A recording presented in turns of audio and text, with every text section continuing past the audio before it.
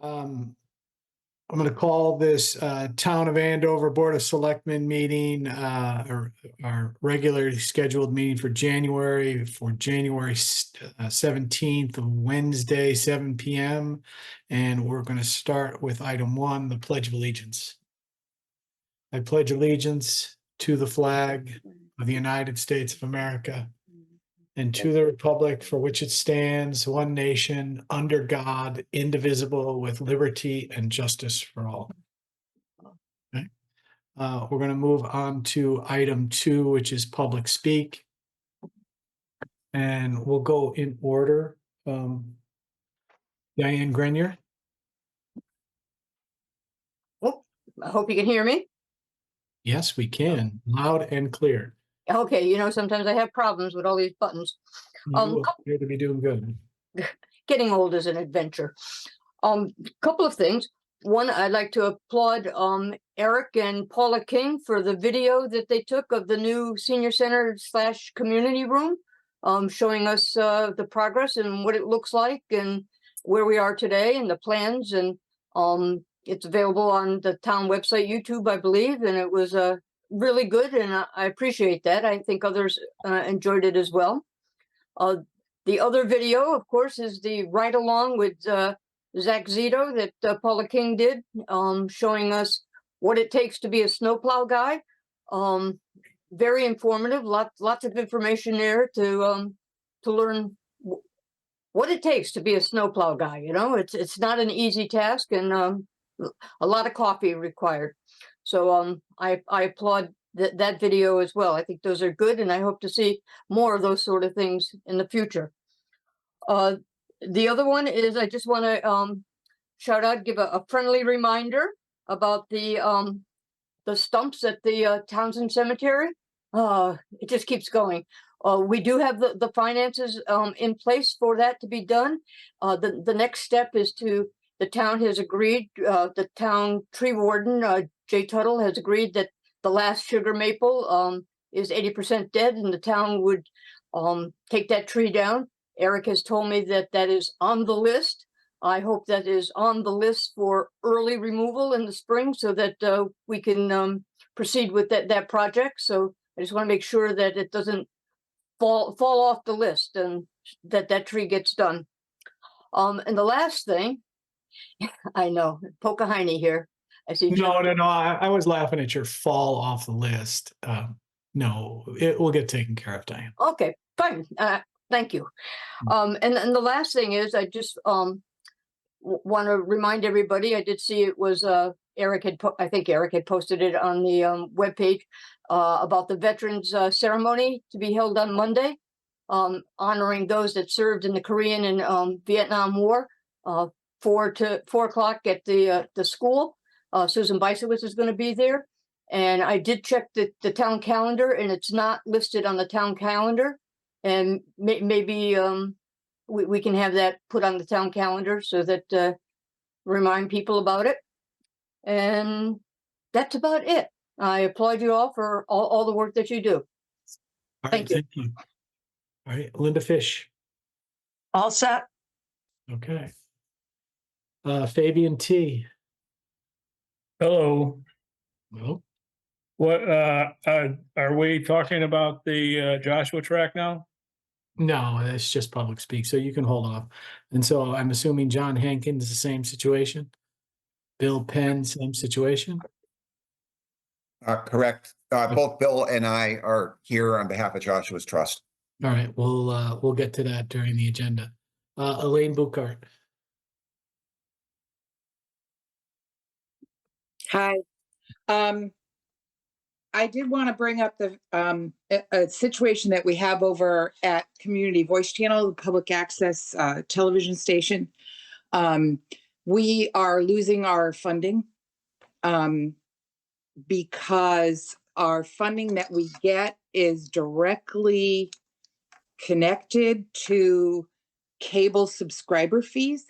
And since everyone's cutting the cord and not cable subscriber fee anymore, and instead getting their stuff from streaming, watching television streaming, using the internet, we have to get some laws changed immediately so that we don't have to close our doors. This has been ongoing for a couple of years that, we raised the flag and we're trying to get Pure to go ahead and straighten it out, but it keeps getting killed at the legislative level when it comes to laws being created to go ahead and fix the funding calculations so that we can continue to exist. And this was a federal mandate that there is public access television provided to the public and along with education on filming, making their own shows, own programs. And it's, it's a freedom of speech thing. And certainly I know we're being filmed right now for, community by community voice channel, and I'm going to be filming the veterans presentation that they have over at the school on Monday. And so Community Voice Channel has done a lot of work in trying to get people's communications out there in the world.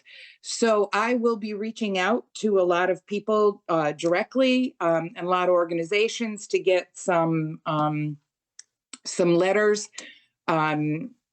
from people to send to the legislature to go ahead and let them know that this is a vital function, and we don't want to be closing the doors and not having anybody be able to do their own shows or do their town meetings or whatever, their high school sports programs and musical events and all of that. It's just not going to be done anymore if we run out of funding. So I just wanted to bring that up. It's like an alarm for us. The legislative session is a short one this year. We're working with a lot of the senators to try to get some new laws to straighten out the funding issue. But that's it. Just wanted to mention that. Thanks. Thank you very much. Stephen?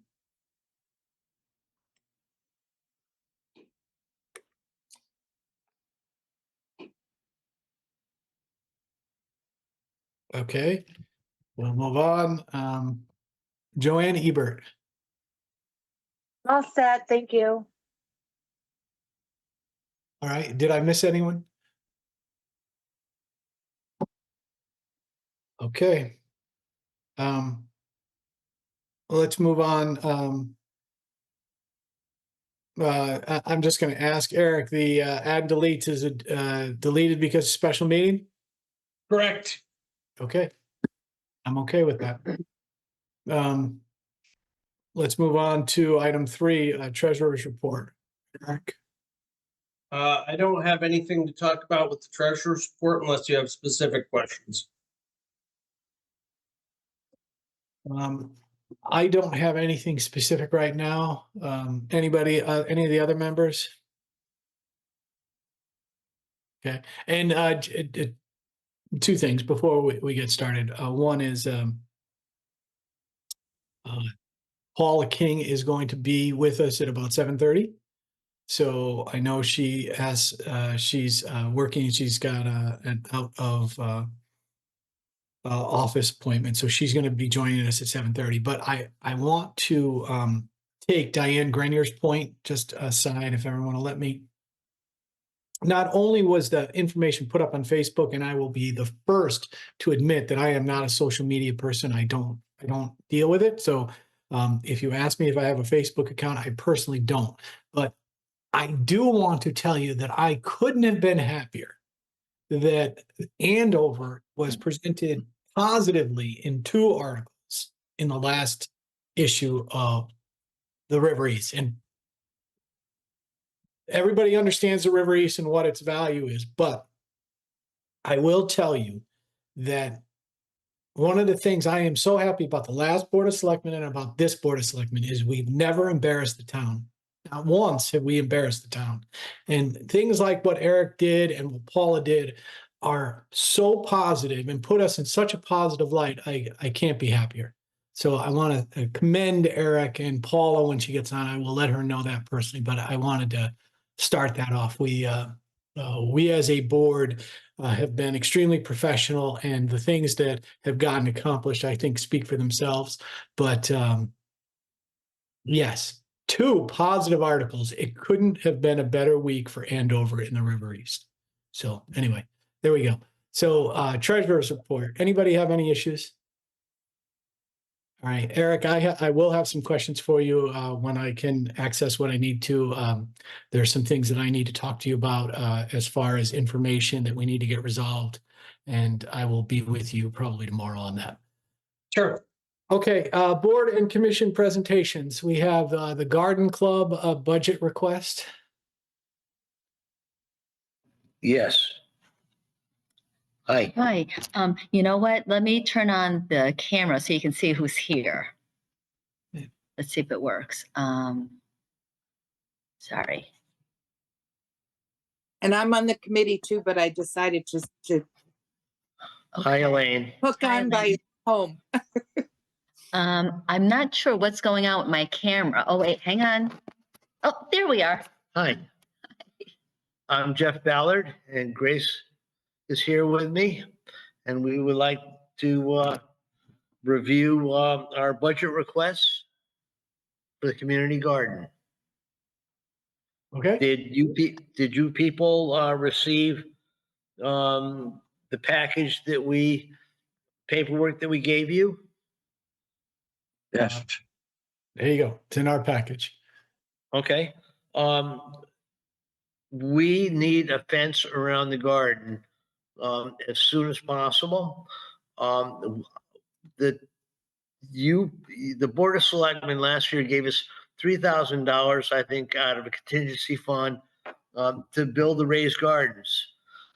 Our budget last year was cut from 25 to 1,500 because we were promised a roofing, gutter, and water collection, which never happened.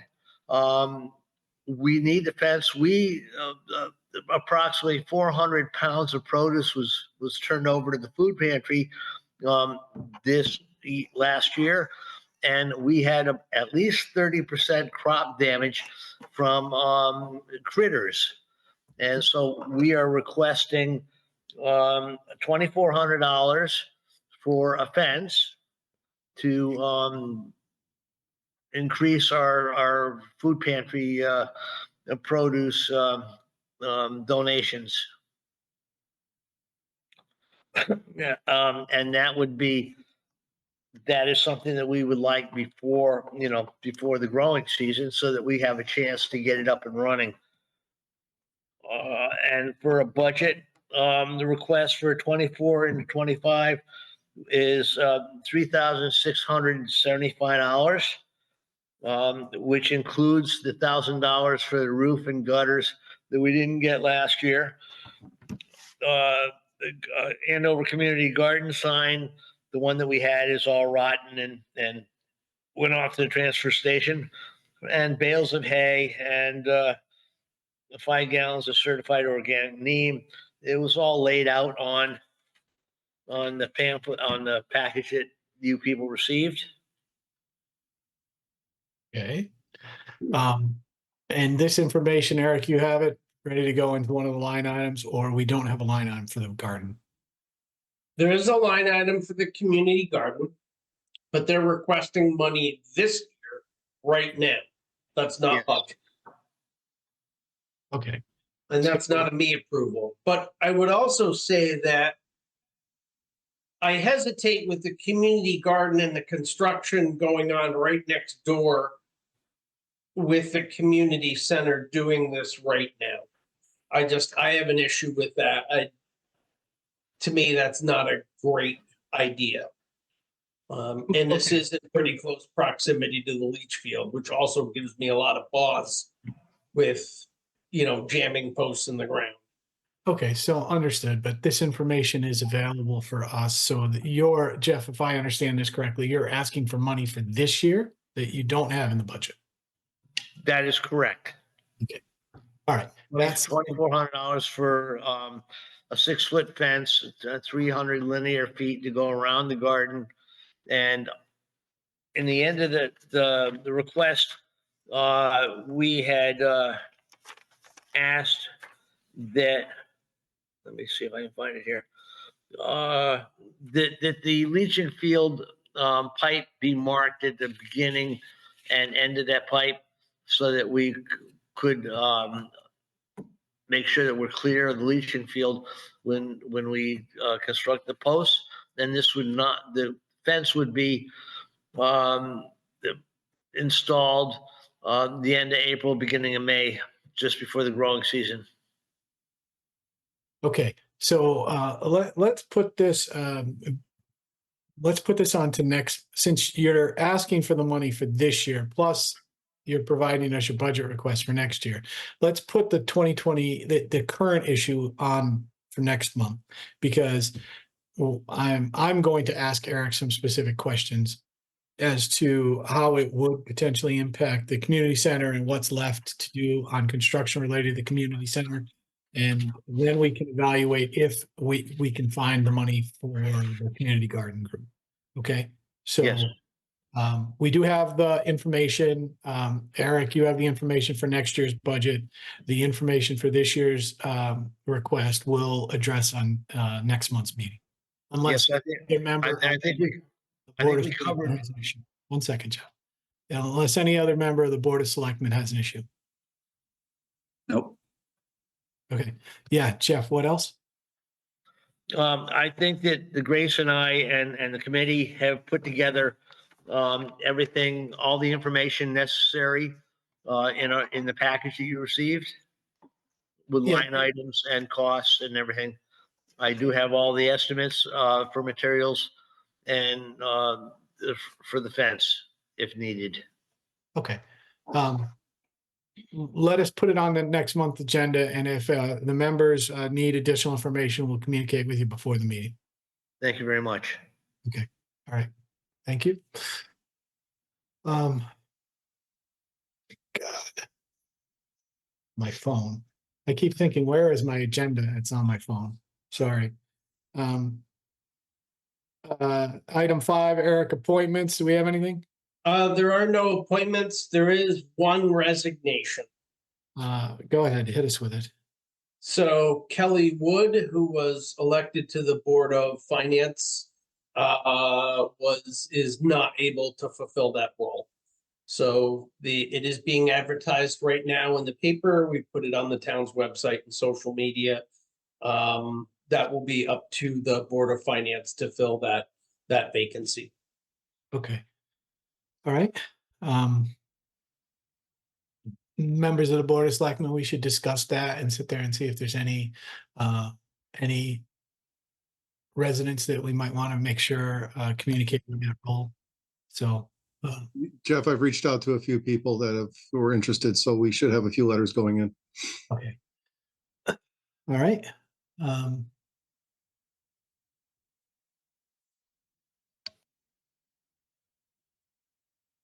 Okay. All right, item 7, Town Administrator's Report. Eric? So I did not supply a written report. My apologies. I'm a bit busy at the moment. But I will give you a verbal report. First things first, you will have the budget in hand, close of business on January 23rd. I know I promised it to you on the 22nd. I hope you give me an extra day of grace period.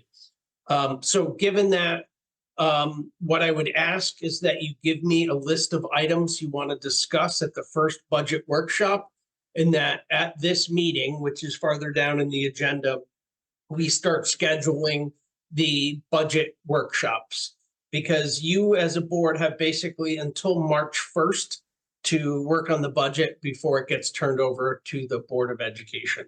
So you got about basically 5 weeks where it's in your hands. So that's kind of it for that. As far as the STIF account, this month we earned around $15,000 in interest on the money we have in the bank in the STIF account. So kudos to the treasurer for getting that set up. That's looks like it's going to net us a fair bit of money on the money that we have put aside. I do have a meeting scheduled tomorrow with Tom Weldon, who's the bridge engineer doing the Bunker Hill Bridge project. We will probably be putting out an RFP fairly shortly for the bridge inspection services. And for some strange reason, you always do that first. Hire that contractor, and then we'll go out to RFP at some point later for the actual bridge construction firm. We're basically at the 90% construction. We should be on tap for next winter's construction season. So that's good. Work continues on the community center. That's going relatively smoothly. A few minor delays here or there, but nothing really significant. The town is working hard towards a deadline for a LoCIP grant, which is in the middle of February. That would be for the Route 316 connectivity effort. Myself and the engineer from Barton LaJudas, whose name is Kevin, have been meeting with all the affected landowners kind of one-on-one, and doing what we can to kind of personally tailor the path to address the current concerns of the individual landowners. The time frame's pretty tight. Hopefully we got a meeting scheduled. We're trying for early next week with DOT to get their comments, and it's a push, but we'll have a decent grant application in by that deadline. How are the meetings going? Reasonably well. I've been pleasantly surprised. I mean, a bunch of residents have concerns, which I would too if it was something that was going in front of my house, but we haven't hit anybody that was, absolutely opposed to it. So I consider that a good thing. And lastly, I had If the members understand how Eric is, that's high praise, or that's fabulous news from the residents' perspective, because that's not normally how Eric would talk about those types of things. So pleasantly pleased means they went pretty well. So just letting everybody know that one. So. Yeah, I mean, the really good news in this project is there's only around 6 homeowners that will really be directly affected by this. So we have the ability on this project to go out and meet with them all individually, and kind of understand. And we've given them all essentially a schematic of how it would look and how it would affect their property. So, we're trying to make up, and in truth, this is a project that would be right in the center of the town of Andover. So this is something we have to get right from an aesthetic perspective anyway. So, I think we can pull this off. I think, no guarantees, and we got to get it funded. So last I met with John Hankins and Public Works Supervisor Jay Tuttle regarding building the parking area. If the Board of Selectmen agrees to this project, we had a constructive meeting, trying to figure out where it would go and what the logistics are. If we do go ahead with it, we're going to have to make some decisions as to basically what the town's involvement in this would be and how improved we would want a parking lot, because it would be on town property if we did it. So we can have that discussion as part of that. And that's basically all I have, unless you have questions for me. I have 2. One is we got a significant amount of rain. Did we have any issues related to the rain from a town perspective? Nothing major. I mean, we had little washouts and little issues, but we didn't lose any culverts. We haven't had any significant concerns. We have had the ball field did get flooded essentially twice in 1 week. Once, Okay, so you're still really on top. badly. Are you once- watching it or not? Just a little bit. Joanne Ebert, can you put yourself on mute? So, it's not that we've suffered no damage, but to put it in perspective, last year, as in 2002, there were 2 rain events during the year where the town got more than 2 inches of rain in one event. This year, we've had 13 rain events of 2 inches or greater. So we've just gotten hammered this year with really big rain events, and the town has held up fairly well. We've kept the catch basins clear. We've done a lot of work, a lot of shoulder work to address drainage issues. So we have a lot more to do, but overall, I think we've done okay with that. Okay. And I'm sorry, I have 3 questions. One is, because of the events that we've had, how has been tree damage? We have done pretty well overall. I mean, compared to some of the other communities, we haven't suffered. We've definitely suffered some outages, no question. But we haven't had the whole scale damage, we've had in the past. And that's partly because we are trimming, we are cutting trees so aggressively in town. We've had, we didn't have distinctive in this year. We chose to do a lot more individual trees because we've gotten a lot of the really big pockets of dead ash and dead oak out. So that work continues. We've been pretty successful. We're not having the problems that a lot of our neighboring communities are having. On the other hand, I expressed a lot of unhappiness with Eversource several storms ago because we did have a tree come down on a driveway that was on Route 316 that took down the power lines, and the power line was on the ground actively burning, for 9 hours before the utility company showed up to even shut it off. And that's really unacceptable. That's absurd. So I put in a formal, complaint about that. And to dovetail on the trees, and I apologize, I only got one last one. The trail, I know that there was a significant, what I'm after from you was a comparison of how the trees in town falling and damaging and having to be removed on the town roads are versus what you had to do on the trails. So the trails have had a lot more issues than the town roads, on a mile per mile basis. The state has not done a great job of removing the dead ash on the trail. So every time we have a rain event, there is a fair amount of deadfall on the trail that needs to be cut up.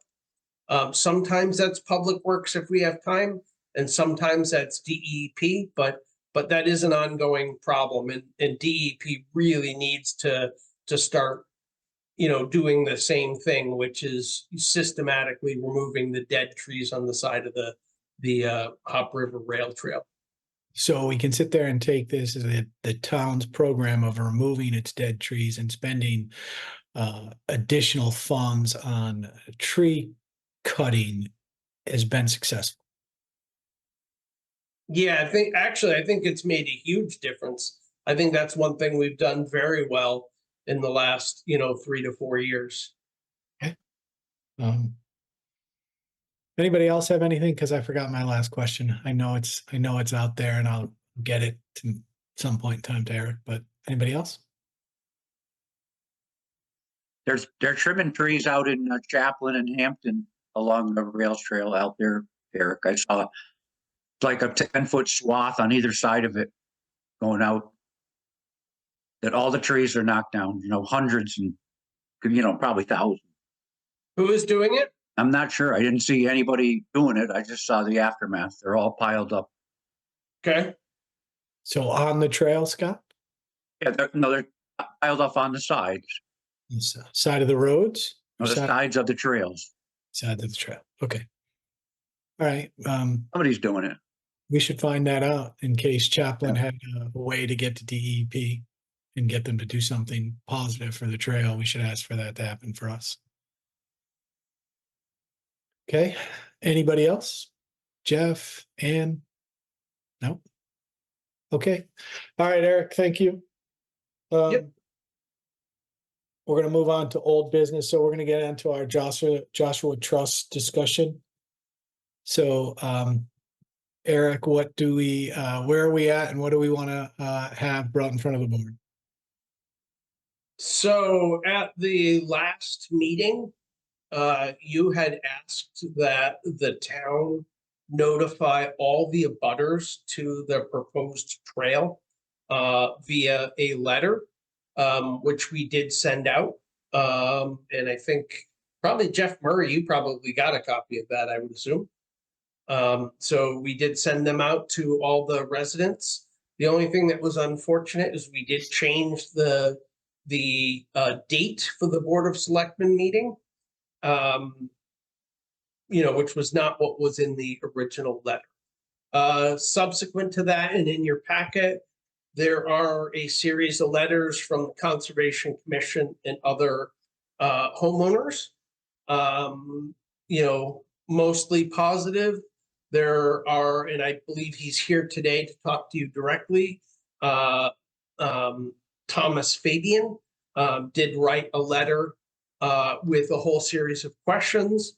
There was a response posted from the president of Joshua's Trust, John Hankins, but I think he probably wants to address the commission or the Board of Selectmen himself.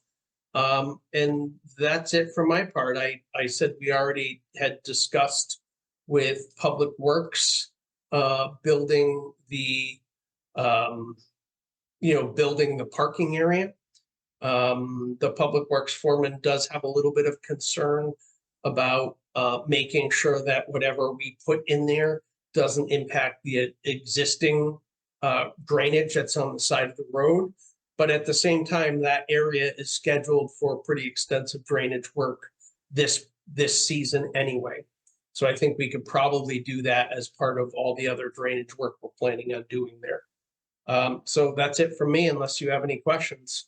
Well, I would like to know how the meeting went between you and Jay over the parking lot and what your plans were and are going to be. So the question is just, remember, Jay is a perfectionist. Jay would spend a month building that parking lot. Basically tear out everything that's there, excavate it down 18 inches, bring in all new fill from the pit to gravel, and then, get process on top from point.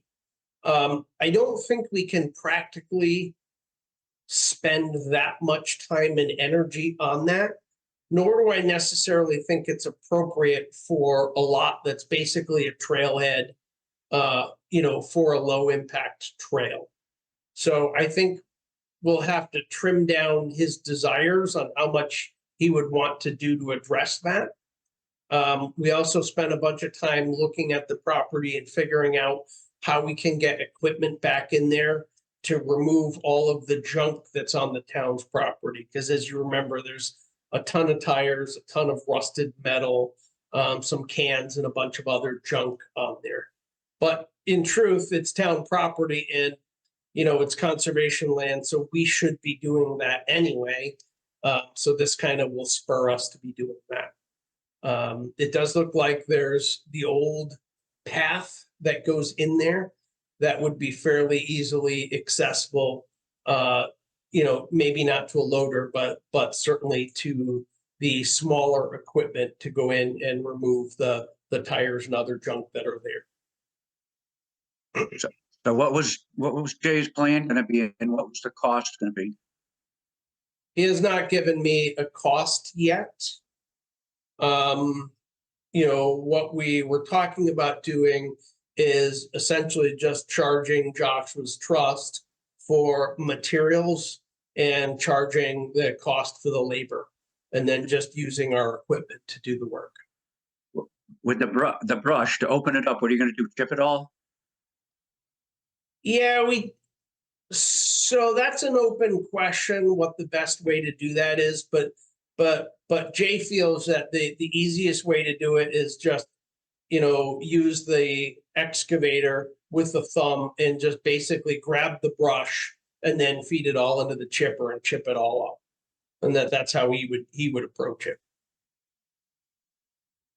And Eric, the plan would be to clear right to the roadway, so it would have an open sight line to the parking lot, so it wouldn't be hidden in the back. Yeah, I think when we're done, it would be visible from the road, so it wouldn't be a hidden lot for sure.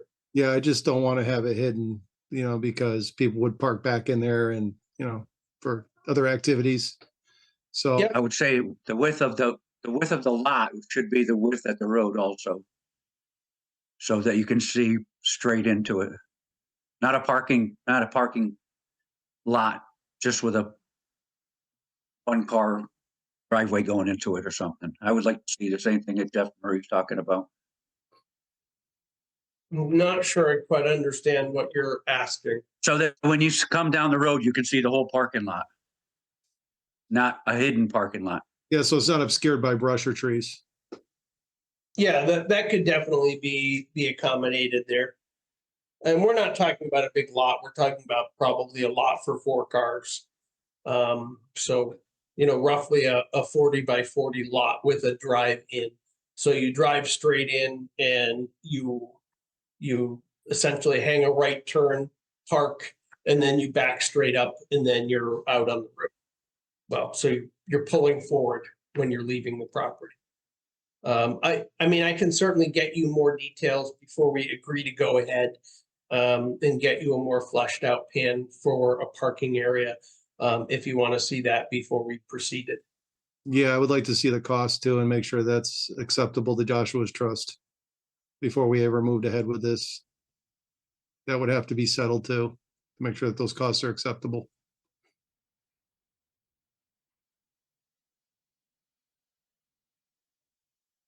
Understood. Okay. I just wouldn't want to get all the buy-in from the residents and the neighbors and then go ahead and come up with a huge price of the parking lot and have Joshua's trust balk at that. It's just, we need to make sure that price is agreeable before we move ahead on something like this. Jeff, to some extent, that's kind of up to the Board of Selectmen. And by that, I mean, what is acceptable to you as a parking area? Because clearly what I have in my head and what Jay has in his head, for improvements to a parking lot are very different. He would opt to do something like Lake Road, which took an enormous amount of brush cutting, an enormous amount of fill, and an awful lot of process. And I would do something, I would leave the brush on site. I wouldn't go removing all the brush. I wouldn't go necessarily stripping all the topsoil. I would just pile it up on the end, and put a minimal amount of gravel in and go. Because I think given the usage of this, you don't need something more. But part of the question is going to be, because the town is the property owner of this, what you as a board want to see. Do you want to see a full-blown, beautifully manicured parking area? Or do you want to see a rough and dirty parking area that accommodates the usage but isn't fancy? So I'll get you a cost basis on it, but you're going to have to decide among yourselves what it is you want there before that can happen. It's going to depend on what's there when he opens it up. What's he going to see? Is there a high water table? Is it dry? What's the ground situation? What is going to determine what he's going to do there, I would say. Like you're saying, Eric, some places you could go in, you could chip the brush right into the parking lot and park on top of it. You might be able to do that here. You might not be able to. But aren't we just talking 3 to 4 parking spaces? Yeah. Yeah. I mean, you're not talking what you're doing at Lake Road. You're talking 25% of Lake Road, if that. Right. Yeah, but there's another issue. Coventry just acquired a piece down along the Skunkamug River. I believe it's on South River Road, and they opened up a small parking lot. But if you go drive by there now, it's completely rutted. It's a muddy mess. So we just want to make sure that, it's compacted and we have enough. It's firm enough that we don't have that issue. you know? I'm with you. I'm with you, Jeff. I think we should do it like Lake Road was done, but we're talking 25% of the space and the square footage. Yeah, we So just need to come up with something that's acceptable that Joshua's Trust would be willing to pay for, and something that we would find that would be suitable. I think that we need to have that discussion too before this is green lit, just to make sure that everybody's on the same page. that's fine. We should do that. And then the other issue is all of the comments and the responses from Joshua Trust, they were provided to all the residents directly. The only person that responded in writing that looked like they wanted had questions to answer was Jody Gross, let's go. Did he get his response? he did get a response from John Hankins. Okay, that's all I needed. I mean, Yes, if Jody but wants he's here. He can certainly speak for himself and express his own concerns.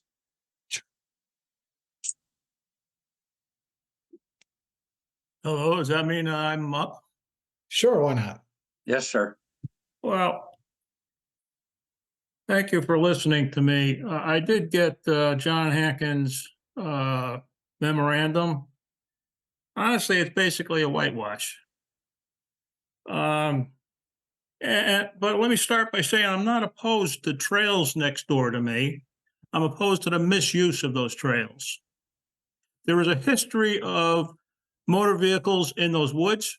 That I've had ATVs barrel through my yard while I'm entertaining guests, and that stopped when I put the fence up. I see motorbikes and ATVs on this unlicensed ones up and down the street. Where they come from, where they go to, I have no idea.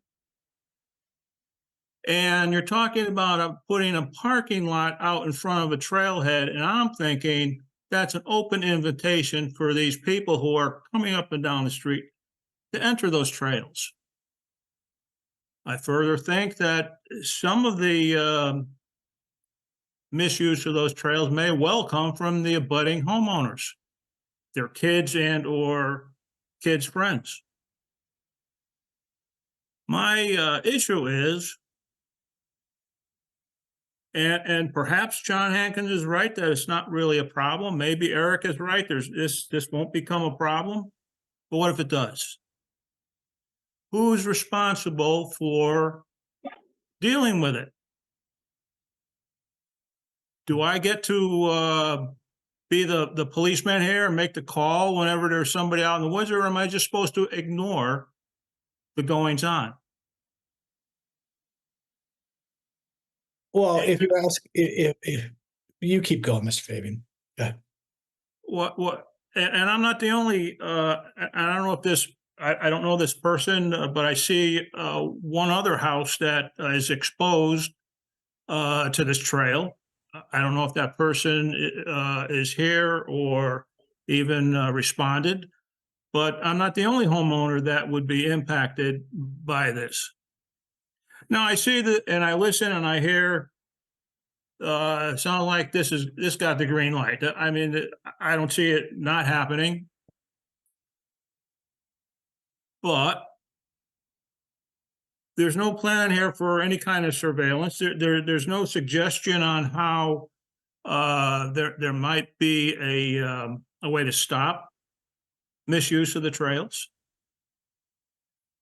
So I'm asking the board, how can I be protected from having listening to these motorbikes cruise up and down through the woods? Are you asking us to answer that, or do you want to keep going? No, well, let's say that's a rhetorical question. Yeah. I don't have much further to go. I'm just trying to express, I won't call it an objection, because again, I'm not opposed to having trails there. I'm opposed to the misuse of those trails. And I see, or I'm not hearing how that could be prevented. Okay. I would like that to be in the plan. Okay, so one thing for you, we have not approved the trails as of yet. So I understand that you have So- not formally approved them. Thank you. No, but we have sat there and walked through the property and are trying to understand and do what is best for the town and potentially make use of that. And we have to take your concerns into account, and we have to sit there and do the best job that we can to get you answers on that. You know as well as we do, we can't stop everything, but this board is going to work the best we can to mitigate your concerns and to sit there and do, if we do this, if this does get approved and get done, we're going to try to do it in the best possible way. And we're going to sit there and work with Joshua Trust to make this work for everybody. So not just for you as an abutting resident and not have it be impactful to you, but to make it a positive for other residents who want to get out there and walk in the trails that would be built by Joshua Trust. So we have not approved it, and the reason why we communicated with you is to make sure that we take your concerns and work on them. So, and then I'll let the Joshua Trust folks speak because I know they want to. They Just want want to. to say a few things, Jeff, if I can. Sure. Yeah, and Mr. Fabian, I can certainly, see your point, and I have not been a green light on this, and I've told the people from Joshua's Trust that I would not support this unless all the abutting neighbors were in support of it. So unless these trails or this issue, the reroute that you had discussed was rectified to your satisfaction, I would not be in support of the trail system. So I don't want to do anything that's going to impact anybody's enjoyment of their property. So we need to make sure that everybody is satisfied to the plan and is going to be happy with what happens. So from my point of view, this is definitely not green lighted at this point. Well, thank you for saying that. Whether it's green lighted or not, again, I'm not opposed to the trail. I think that it could be a benefit. In fact, I even think that it would enhance my property values. It's what happens when things go wrong, and things do go wrong. So that's where my concern lies. Not And whether there's going to be a nice parking lot or it's a benefit to the community. I agree with all that stuff. It's just what happens when things go wrong. Yep. And as a board, we can create the trails, and if it becomes a problem, we can shut those trails down. Well, that's going to be harder to do. Right. How do you take it away from somebody? Well, and I have the same issues that you have with dirt bikes coming up and down the street, and I don't have an answer for you. I wished I did. But it seems to be kind of an issue all over town. So, Yeah, right. and they're hard to catch. Absolutely They right. run off in the woods and they're hard to catch. Yeah, absolutely right. Thank you. Eric, I have a question. Was there any thought put into putting the parking lot up at the other end on Wheeling? I would And be make it a totally- through trail? Well, just, Scott, we discussed 2 years ago, we weren't going to make this a through trail, and we weren't in support of that. And my reasoning for that is because all those trails on the other side of Wheeling Road are all multi-use trails with horses, mountain bikes, and hikers. Yeah. And if this is going to be a pedestrian-only loop, we should keep those two segregated so we don't have any cross traffic going between the two systems. right. Okay, yeah, so that's the answer to that. John, you wanted to make some comments? Yeah, and the ATV comment, we do hear that. Absolutely. And I will say we operate trails on 40 properties in Northeast Connecticut, and ATVs are not a big issue for us. It does happen, obviously, occasionally, but we've been well, first of all, we don't see a lot of ATV use for a few reasons. The trails that we build on our properties aren't great for ATVs. They're rocky, they're narrow. There are things that we can install to limit ATV access as well, such as coming out of the parking lot, for instance, making sure that the exit out of the parking lot is narrow enough so that an ATV can't get through there. Can they find a way around? Perhaps, but we've got one advantage on this property is there's only one way in and one way out, unless they find a way to go across private property. There's no readily apparent way to do that. So it's not, if people go in there it's likely that there's a fair likelihood that they're going to get caught eventually. You asked about the role of neighbors.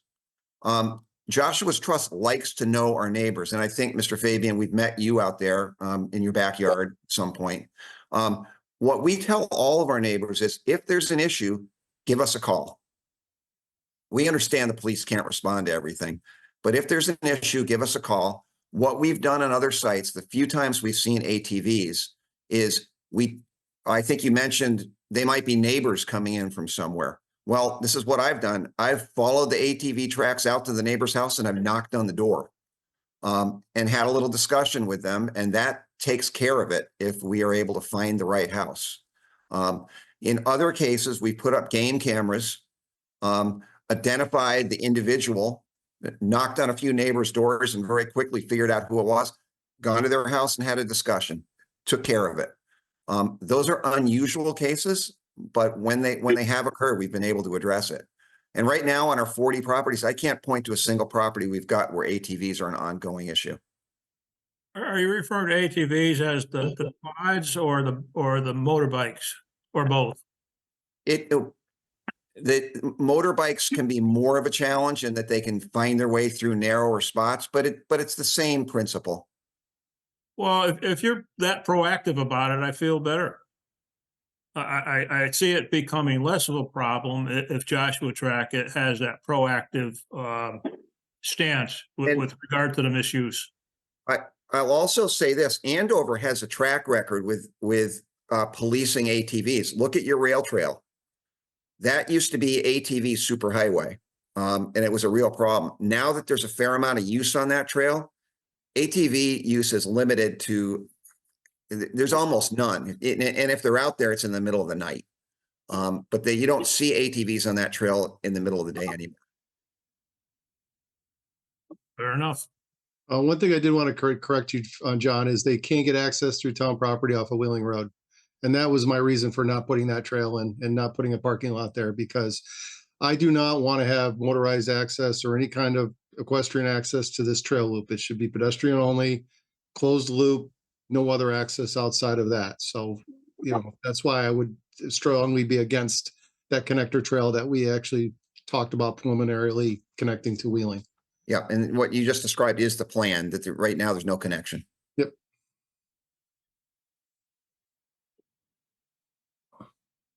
And if I can add something, when I walked that trail with the other members, I can't imagine any motorbike getting through that. It's just a walking trail, because you got to be climbing over rocks and climbing around things. And I can't imagine a motorized bike getting through there on the trail that you're proposing to be made. They can. They can if they want to. Yeah, And then there's a history of use. When I came here, that 25 years ago, they were loaded with motorbikes and quads up there because there was more access. Now the access is overgrown, the fence is up. I'm thinking once the access is recreated, it may become a problem again. Well, one thing, and this is what I'm going to agree with John about, is when you create these trails and you have recreational walkers and hikers on these trails, that usually keeps the ATVs off, because they want to go places where there's not a lot of that activity with people yelling at them and scaring them off. So when you have the rail trail is a perfect example. Now that we have people parking and riding bikes on the rail trail, the ATVs just don't use it because it's not something, they don't want to deal with the people yelling at them and the hassle. So the trail is, if it's established and people do use it, the ATVs will not go out there. But we just got to keep getting in there. And I did want to point one other item out. On the call, you might see Bill Penn. Bill is an Andover resident. He is the newest board member of Joshua's Trust, so you have representation on our board now. And he is also going to serve as the steward for this property. And there he is. So there is someone local that would be looking at this and being on the site as often as necessary to enforce things. Fair enough. Yeah, I mean, the one thing I would say is that like every trailhead we have, there will be some litter. You know, whether you're talking about Burnett Brook or Lake Road or the Andover Athletic Fields or Center Street, um, there is going to be some trash that needs to be dealt with. I mean, we deal with it on most of the other town properties. It's an unfortunate reality today that a certain fraction of the population doesn't think anything of throwing what's left of their lunch or a couple of nips out their window. That you can't prevent. I don't live all that far from this trail. In fact, if it was extended out to Wheeling, I would certainly be in the butter. And I have had problems in the past with ATVs and motorbikes behind my house, also on the old logging trail that was back there. It annoyed me. We yelled at them enough. And they stopped. And, periodically I go cut down people's, hunting stands that are on my property that have no business being there. It is an unfortunate reality. The one thing I would say about Joshua's Trust is they seem to do a pretty good job of policing their properties and inspecting them. Far better, I would admit, than the town does on its own properties. That's just a reality of they have more manpower than we have to do that. So I think while issues aren't out of the question, I think we can mitigate that. I would certainly hope so, because I don't want any more motorcycles and ATVs behind my house that I have to deal with either. So I do get that point, certainly.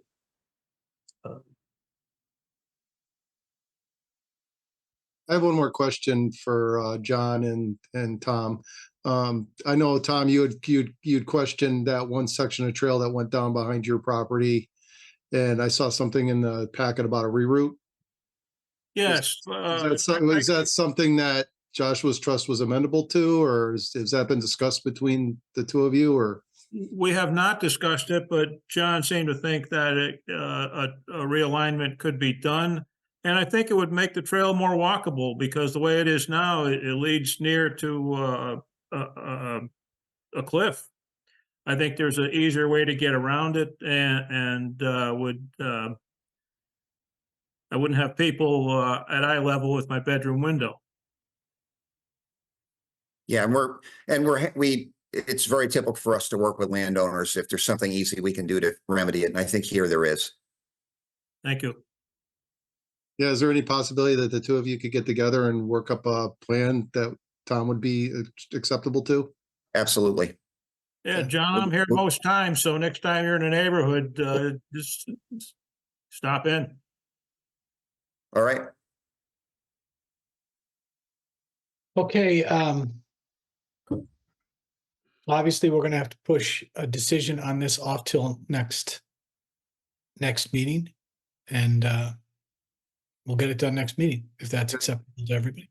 Yeah, I think the two caveats would be the parking lot estimate and just a response from John and Joshua's Trust to see if that's acceptable.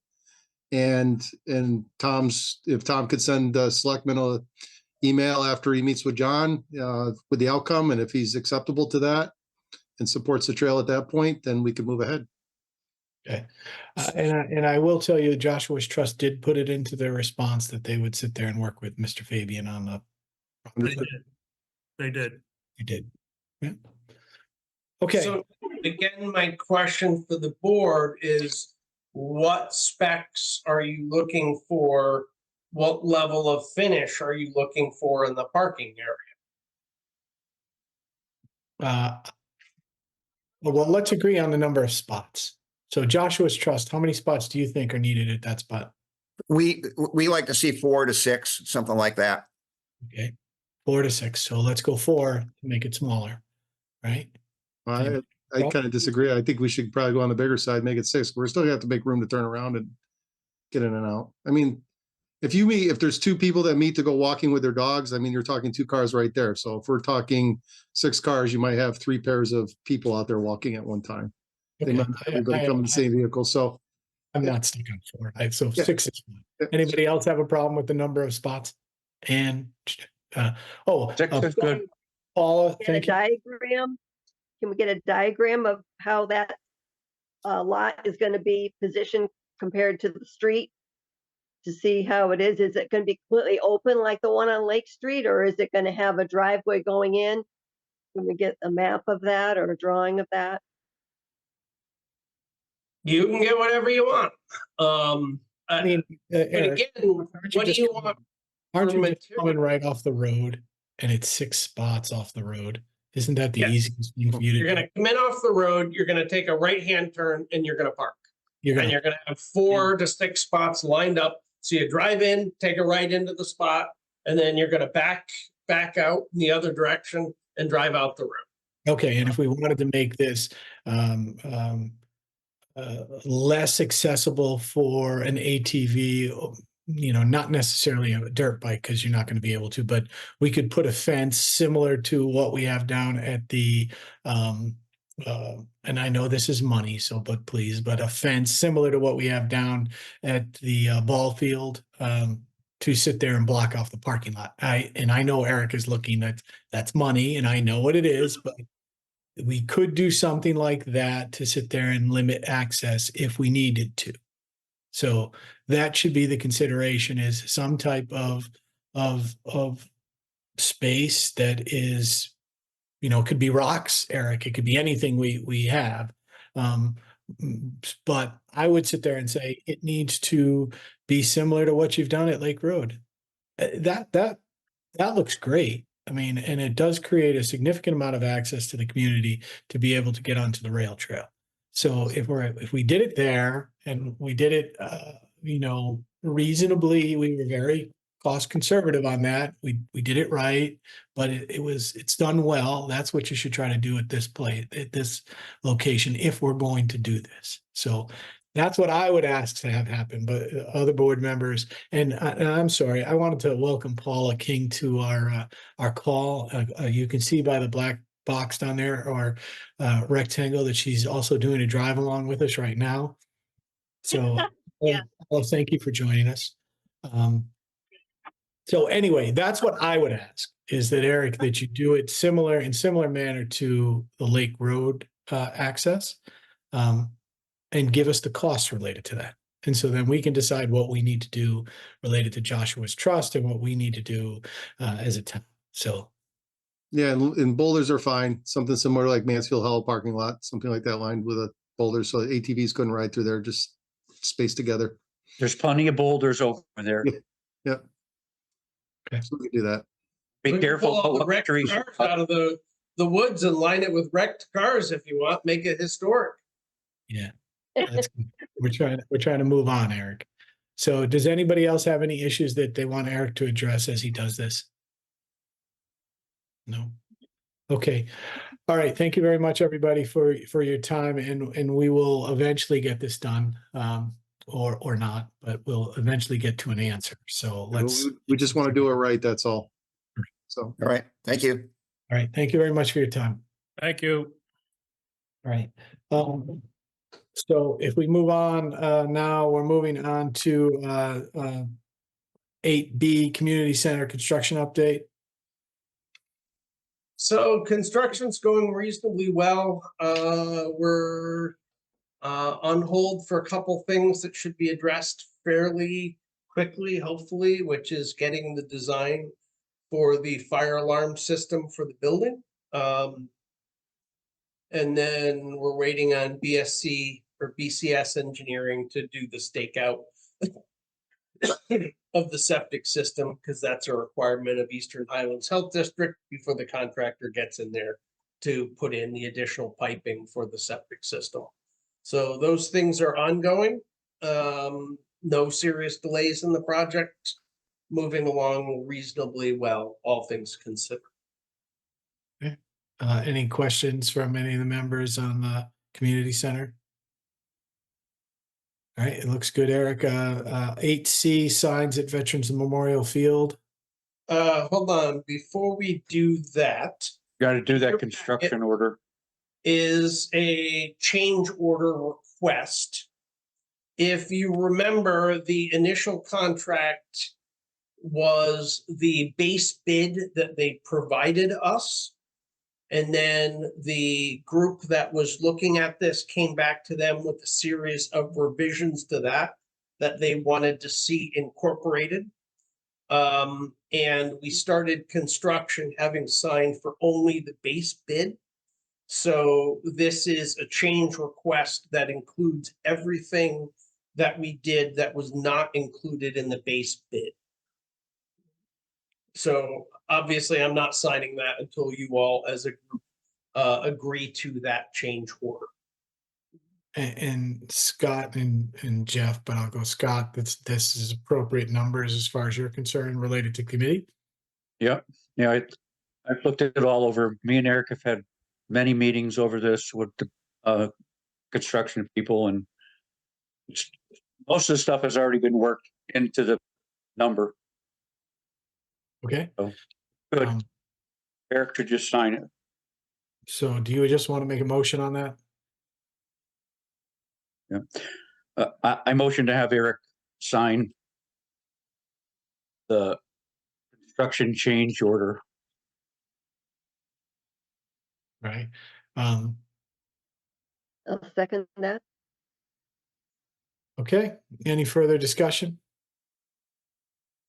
All those in favor? Aye. Aye. All right, thank you. 5-0. Paula voted in favor. So, all right, now we're moving on to 8C, signs at Veterans Memorial Field. So I'll talk about that, Eric, okay? The Planning and Zoning Commission approved that. They approved it just for the ball field chain link fence for 32 square feet. Banners only. So quick line in the new changes and it's approved. But no, it's specific to that. Okay, so 4x8. Yep. Or whatever you want. It's 32 square feet. So Banner could be 10 by, whatever. So 3. now we need to sit there and see what if anything we can do to organize that and to make it a way to fund some recreation programs. So that step Right. 1 is done. We'll sit there and work on the other part of it. Right. Okay. And then the only thing I think we have to be a little careful with when we do that is remember that whole back wall is in the floodway. And the pressure of the water keeps busting the chain link fence out. So I'm a little concerned that we need to keep the signs up as high as we can on the fence, and maybe we don't. It's a 5-foot high chain link fence. I'd want to leave at least 2 feet for the water, So ideally, I wouldn't want to see signs more than about 3 feet high. That would be my preference to decrease the likelihood of damage in a flood event. You just put them at the top of the fence. Okay, we'll sit there and we have to come up with a whole outline and a whole plan as to what we're going to try to do. And who that will come back to the board, this board, and get approved before. and who we will allow to have their signs up there. Yeah, we just and I wouldn't sit there and say it exactly like that, Scott. But what we need to do is we need to sit there and set parameters for what is acceptable as we go out and try to solicit a way to fundraise. So Exactly. Understood. Okay. 8D, dog signs and pet waste containers. Yep. And this is related to the field. So, Scott, do you want to talk? Are we still Yeah, good? I would be in favor of all of that, all the above, more signs and to have the dog waste containers put up. So I took a walk down there the other day and took a look at this, and I'm supportive of the dog waste containers and bags on the dike side to the right of where the new pickleball courts are gonna go down to the river. But I still think we should put signs up for no dogs on the field. I think putting the waste containers and things down the ball field is gonna be an invitation to say it's okay to bring your dog down there. So, I mean, somebody, you can walk your dog on that, on the dike and, walk down to the river and that's fine, but stay off the ball fields. But remember that dike is gonna be a playground not too long Yep. from now. Eventually, but for in the interim, I mean, that's probably a year or two out, I would assume at this point. Okay, so that's something that Scott, I understand what you're saying, the signs and the containers, but I'm like, if you're gonna put a sign saying don't walk your dog, you don't give them an opportunity to have a bag. They don't care. So then it comes into what we're doing now, what the town attorney was doing with Eric now with the hearing officer. Right. Because now we need to sit there and once we have the hearing officer talk about for the blight sign, that we would need to put in ordinance, and I realize we'd have to put in an ordinance about dogs at the field and the problems that were occurring there, but Willimantic has an All in ordinance state. and fines. yeah, it's all in stages, right? Yep. Okay. So I'm in favor of the sign to keep the dogs off the field and have waste container. I don't have any problem with the dogs walking down there at all. Right, and Along what I'm telling you is I'm okay with the signs and not the waste containers. That's me personally, because I look at it as you put the waste containers down there, you're just telling them to walk their dogs Yep. and poop on the field. Right, but if you don't put them down there, Jeff, you're going to have, and you can go down and see it in the parking lot. They leave their bags of dog poop in the parking lot. So, Yeah. And a lot of people bring their dogs down to swim in the river too. So I'm just, right. So you're I not mean, going to get away from. that section to allow dogs down to the Hop River and that area is, I'm fine with it, but just keep them off the field. Keep them off the field. And to put the containers down there, Jeff, because it's not going to stop. But how do you keep them off the field? Put signs up there to Eric, more signs. Well, we're gonna have a There's public already, meeting, aren't you we? can't go in there without seeing a sign, no dogs, and everybody's ignoring it. Eric, So if you're gonna ignore one sign, are you gonna ignore 2 signs or 10 signs? Maybe I watched a guy walk past the sign and I took a picture of him Right? with his dog. So I'm That's saying put some more signs up so he whoever these people are going out to the field, they see the signs. There's only a couple of signs there. Okay. You need more signs. So we have a special meeting coming up. Why don't we just add it as a minor ordinance? We'll have Dennis draft it and we can propose it at the next special meeting, town meeting. make it a $10,000 fine. Give half to the resident state trooper for everybody he catches. He'll be happy. $100 with $100. escalating fees. I think that's what it is in Wyndham. If it's one time, $100. it's $100, and if it's 2 times, it's $200, and if it's 3 times, it's $300. So That's not enough to stop it. $100 isn't enough of a fine to change behavior. It's just like speeding. If you're gonna do it, the fine needs to be great enough that it hurts. $100 doesn't hurt. and All right. So let's be clear about this before, so we don't have to have another meeting about that. We're going to get waste containers. And we're going to get signs that say no dogs on the field, right? A few more signs and waste containers. Well, how many more signs do you want? A couple more at least, Eric. two. More, Yeah, a couple is two. So you want 5 signs? There's 3 signs now. You want a total of 5 signs. I want them. There's areas in there where people can say, I didn't see the sign. Yeah. You put them a couple more down there. Scott, can you make the motion so that we can all vote on this? Two signs and 2 waste containers. Okay. Okay. I motion to have 2 signs telling the dog owners they can't go on the fields any longer, and to have 2 waste containers put down there for dog waste. I'll second. Okay. All Any those, discussion? any discussion? So where the waste container is going to be located? They're going to be located where the old shed was? Yeah, down where you suggested, Mr. Yeah, the Murray. concession. All right. Do we need two or just one? Do you think one's enough right there, that parking area? Well, put one over by the big parking lot over by the river. Yeah, Yeah, but if you do that, then it's kind of inviting people. Jeff, that's where they put their piles of poop. All right. So they take their dogs swimming from there, right there. No, you need one there, one at the Okay. dike and one at the place where they've been chopping the poop bags off. Okay, so that was that. So you, Scott. Well, let's vote on this, and Scott, you work with Eric as to placement, if that's acceptable.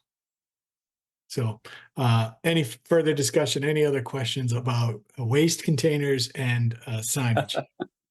I think if you are gonna do that, you should go forward with and it would not be a minor ordinance because it's a fine, so that by definition can't be a minor ordinance. You ought to propose that as an actual fine ordinance and make it a stiff enough fine that it hurts. What do Okay. you suggest? At least 500, 1,000 would be preferable. I knew we were Eric gonna wants people with dogs to feel the pain. Okay, so what we'll do after, Like dogs more than listen, I'm okay with you. After we vote on this, we will talk to Attorney O'Brien about how to execute that and get that done. We can do that now with the current situation with a hearing officer. So let's. Jeff, I'm here. How are you, Dennis? I'm fine, Jeff, despite the collapse of the Philadelphia Eagles. No, it was a total collapse. Total collapse, all-time great collapse. Anyway, I think the limit on a fine like that would be $250, but I'm not sure. Okay. But I would recommend. I agree with Eric. It should be more than 100. Okay, so Dennis, you know what we as a board, because we haven't even voted on this yet, but you know Right. what we as a board would like to do. So we'll get that done after the fact. And we have to have a town meeting, I believe, at some point in time on some other issues, so we can accumulate all of the ordinances that we'd like to see happen. But what we need done is the hearing officer to get his feet under him on the blight side, and then we can sit there and put other things on it. Yeah, well, that's good. That's coming up next on the agenda there. Okay. All right. So all those in favor, Eric? Yes. I just want to say I will be back in 1 minute. I have to go let somebody into the town hall. Back in a second. So Eric is leaving us, but we're going to vote on the motion that's in front of us on the waste containers and the signage. All those in favor? Aye. Aye. All right, 5-0 on that. Okay. So now we're moving on when Eric returns to 8E, a discussion on of blight and level of involvement. Dennis, why don't you express to the board where we are currently with the hearing officer? So we'll talk. Yeah, I'm very encouraged. Mark Risley is the hearing officer, and I've been working with him through emails and texts and phone calls, and we've met once, and I've been training him, and I think he's all ready to go. He's very enthusiastic about doing it. It's a tough job, but I think he's just the right person. I'm really pleased with him, and we are planning on having our first hearing on a blight case on the 13th of February.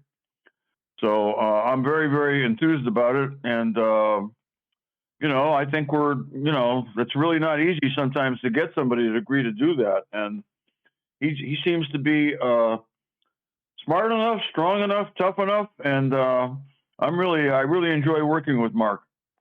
Okay. That's very positive. Thank you very much for getting that executed, because it allows us to sit there and move in a different direction related to ordinances and fines, to sit there and see if they'll. Yeah, one of the things that Eric and I have talked about is me going through the the ordinances that we have now, and looking at them and seeing which ones that we all think, and of course you all think, because you'd have to okay it, would be a good ordinances to add fines to, so that they could be enforced by this system of having a hearing officer. And I don't want to go crazy with it. You know, we're just getting this up and running. But in any event, I definitely want. I've already drafted an ordinance that would allow us to do fines on zoning cases instead of having to sue somebody in Superior Court in order to get them to comply with the zoning regulations. So, got to bring that before the zoning commission. It's not necessary actually that they approve it, but I wouldn't go forward with it without their approval as a matter of courtesy.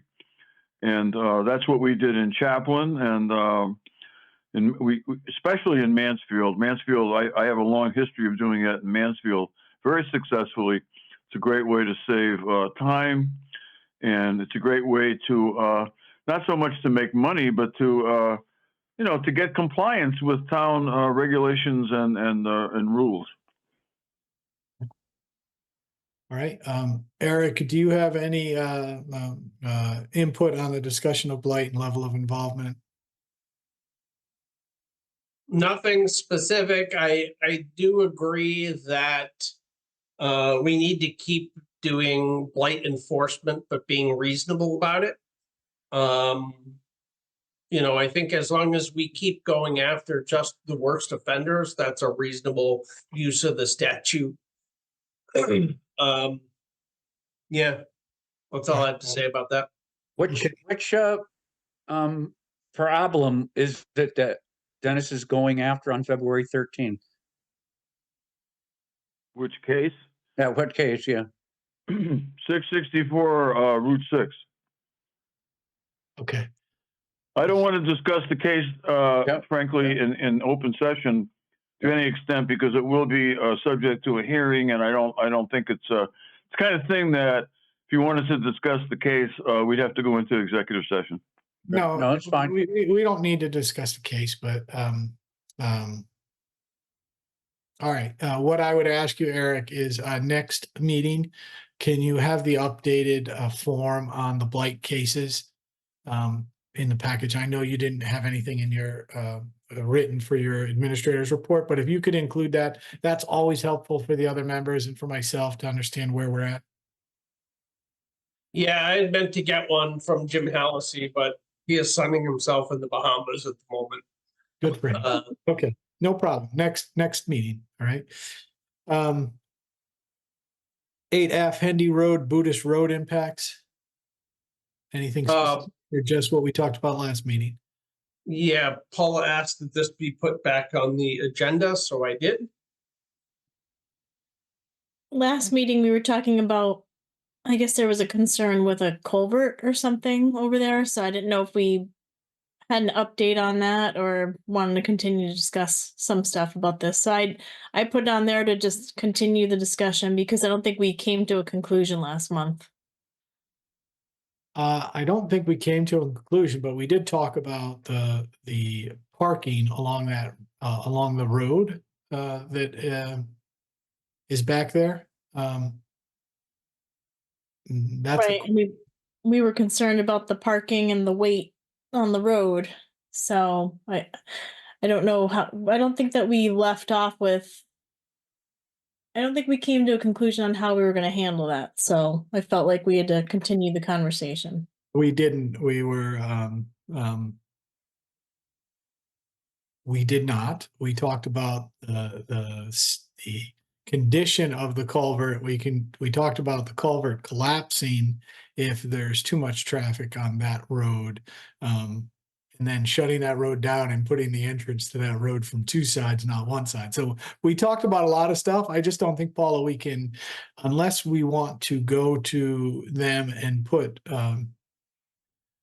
unless you want to work with Eric to get the access on the other side of that and close the whole road where the culvert is, what are we going to do? I don't think we can do anything. What can we? No. Eric, is there any zoning violations with them having those meetings there? And the parking and associated people there? Oh, I'm sure there's a number of violations there. And they've never come back through and gotten a permit for using that for religious purposes, which is, what they're obviously doing for it. I have told Jim that's one of the things he's got to do is he's got to rattle their chain and let them know that they've got to fill the permits because they've already applied, essentially for nonprofit status as a religious organization, but they've never done the zoning end of that piece. So Now, it's a use as of right, so they will get it. It's not a question of that, but they do have a bunch of things they have to satisfy for that. Okay, so One of them is Jim- parking. Jim knows that he's to tackle this? Yes, he's well aware of that. But I mean, it's just a question of priorities and what you want done first. Yeah, I think the issue over the whole time has just been they've been putting these permits and applications in a week before their events. And maybe it's just time we do send them a letter saying they're out of compliance. Please fill out your special permit applications on a timely manner, according to the town recommendations or the rules that we have.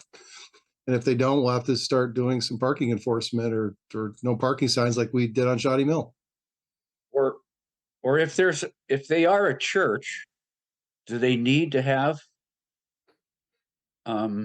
just because they're having a meeting every other week, do they have to fill out a permit every other week? Or if they're a church, can they just congregate? I'm not sure. If they're parking in a town roadway and causing issues, then that would require some sort of permit. But again, I've told them point blank that they need to put their permits in on time, and they put them in when they damn well get around to doing it. Okay, so this is another issue that we have to address in with our new opportunity to we want to send out the letter, but we also want to be able to find someone like this so that there's some teeth in what we're doing and we're not just here talking about this stuff meeting. So Put a $1,000 per car fine ordinance, on town roadways. okay. If that's how you want to. We'll do the Eric Anderson max out fine, but let's work with our attorney on that one to sit there and see what we can get done. Right. So I mean, Dennis and I have driven it and looked at it and talked about it, but I don't think we've really come to any conclusion. Other than you could put in a fine ordinance. You could put in a fine ordinance, for not pulling permits for events, and find the organizer for that if you want. I mean, I'm not opposed to that. But right now, other than telling them you've been bad, what am I going to do? Tell them you've been bad again? no, nothing. Dennis has been pushing us down the road to get fine ordinances in place, and I got a hearing officer, which is the first step. And then if we actually execute that and that's done correctly, then we can put fines in for a lot of the issues that we talk about on a regular basis that we've never done anything truly about because we had no teeth. So let's just get through this, Paula. It'll stay on the agenda until we figure out exactly what we want to do, and then we'll work with Attorney O'Brien on an ordinance that will affect that that location on. I forgot what it is. I mean, it used to be called. It was the Tavern. What was the name of the place, Scott? The White's Tavern. Yeah, White's Tavern. So the White's Tavern property. And we should probably change to Hutchinson Road, Eric, instead of Hutchinson. Hutchinson's Road. Yes, I knew it wasn't Hendy, so Hutchinson's. Okay. So Paul, if you don't have a problem with that, we'll just keep carrying that one over until we can actually get some teeth and bite someone. Yeah. Do we want to send a letter now to let them know they're out of compliance? Because we haven't officially told them, right? Well, we I've should. had that conversation with them. Yeah, but we haven't done it in They writing. need to get their permits in on time. We haven't Yeah. formally done it in a letter. Okay, but that's not, let's go through the right process. That's not from us, that's from the zoning enforcement officer who it's on his list. Right? So Eric, it's on the list, get the zoning enforcement officer, write that letter, and then let's go through we'll keep going through the process, because I would assume the group of us realize that until we get an ordinance in place and actually have teeth, it's going to continue to happen. The only way we actually get any of this stuff to stop is to do the Anderson fine, which is a max fine, and get them to understand that we're serious. And rather than continue to rack up a potential bill that we have to worry about collecting, we work on a resolution that makes sense. They come and apply on the time. They don't park in the street, so on and so. So, okay. Yeah, and that is, to be honest, that's one of my reasons for wanting a really big fine. Because the amount of effort we're gonna spend chasing these things down is not worth it if you're gonna find somebody 20 or 50 bucks. We're gonna spend more time with that, just chasing it down and getting paid. So if you're gonna do it, make it worthwhile. No problem. I agree 100%. So when we get the opportunity to do it, we'll agree on the number and we'll go from there. So we'll get a number, and I will advocate for the Anderson fine, which is the maximum fine. Okay. All right. Any other discussions on that one? Okay. 8G, further discussions regarding, no, we already had that talk. Further discussions regarding pet waste and trash at the athletic fields. So that's on there twice. 8H, lot line agreement with the King property.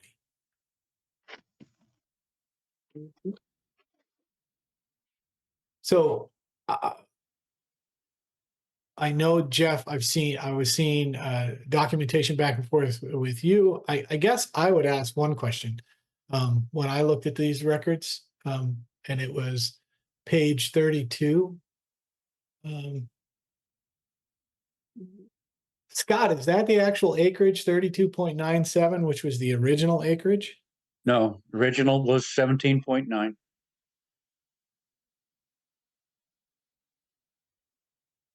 That's a huge difference. Isn't it though? Okay. All right. That's a huge difference. And I will tell you why I believe if that's the number, and it was supposed to be 17, if they wrote 17 in a document, or they wrote 55 acres in a document, back in the day, they knew what the hell they were given. So that's a big difference. The difference between 32.97 and 17.97 or whatever the number is. And I told you, and I'm not going to get into this too deeply, but I went back through the original parcel that was turned into a subdivision. I went through everyone's lot, through all the town records, and I calculated it out, and including his lot, it comes in within a half acre of that 55 acres that he was originally had. Now, you know, and I called the surveyor today, and I asked him, did that lot line go north towards Burnett Brook Road? And he said yes. So, you know, as hard as it is for me to say, I believe that that lot that he is living on is the remaining portion of the 55 acres that was that parcel that that map was drawn about. Okay, so now let's go past my question and Scott's question and go what and I mean, this is what my concern, my mental concern is not Scott's mental concern, which is we're giving away acreage. My mental concern is we're going to cause ourselves another lot line problem by signing off on something, and somewhere else something's going to come around and we're going to get in another legal battle over some land. And maybe that's not the case. And if that's not the case, then we can talk about what value that extra 15 acres has or doesn't have. So is there anything here, Jeff, down on the property that is by the brook that concerns you? Because Why doesn't it include the culvert? Which page are you looking at? Same page I was on before, 32? 32, yeah. Well, Jeff must be looking at the culvert that goes under the railroad track. Yes, Yeah, the culvert is actually, that is actually state property. Yeah. That's part of the right of way for the rail trail. So if you look at that lot line that follows the rail trail, that's the state right of way. so that's the state right away. So if you look at that line, Okay, so I'm looking at the brook. So why aren't we dragging the line across the brook and down to the edge of the right side of the culvert, even if it's state property? because he wanted to keep that piece of property when he's hunting over there, and we extended that lot up towards his property, up Burnett Brook. Before, the original proposal was shorter. It was a shorter, smaller piece. Yeah. And so we the part of the discussion was to make the lot line the center of the brook. Mm. Okay. And so I asked Eric that question, that there's a line on there. It's called the closing line. And I asked why that closing line was there and why it went over the brook. And then when the lot line is actually the center of the brook, and does that, with the center of the brook in there, does that whole lot equal 1 acre? Because if it's counting that closing line, then it's not. And Eric said that closing line is just Eric, maybe you can elaborate on that. There's a nice wall on the other side of the brook there that you could use as a boundary line. Yeah, we proposed that during the discussion.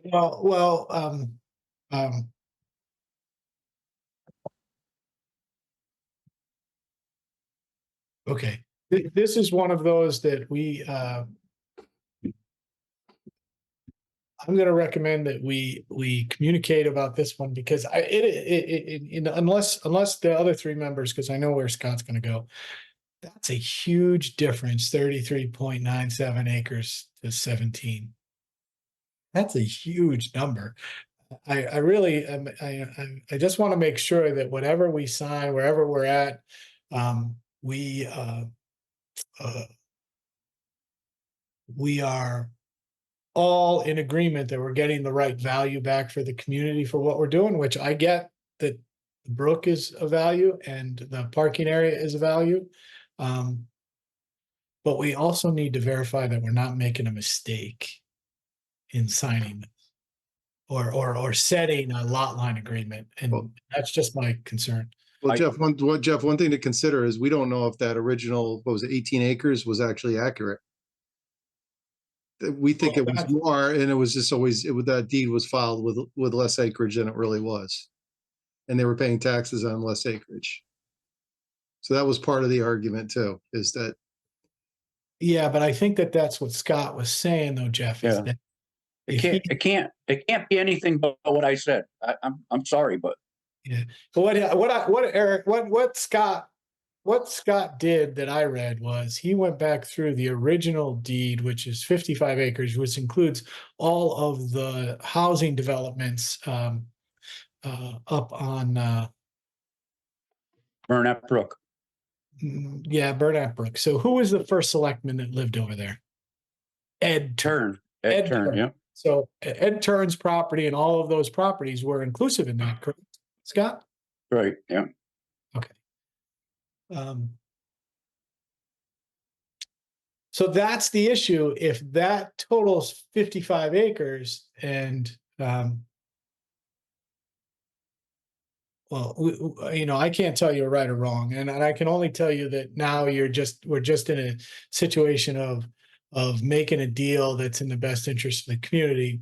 I would ask for a month on this for me, because that is a huge difference. That's a huge number difference. So Jeff, just for argument's sake, if you scroll up to page 31 of our packet.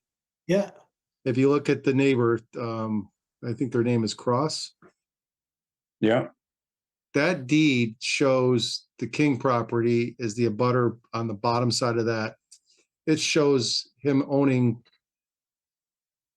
the section, the southernmost part of that property, he's in a butter.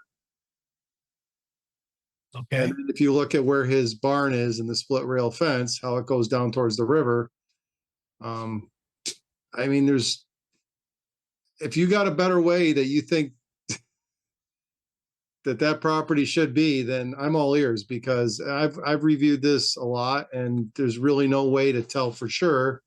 I mean, we filed that deed with that adjoining property owner with showing the King property as the abutter. So there's no way that line can be further north.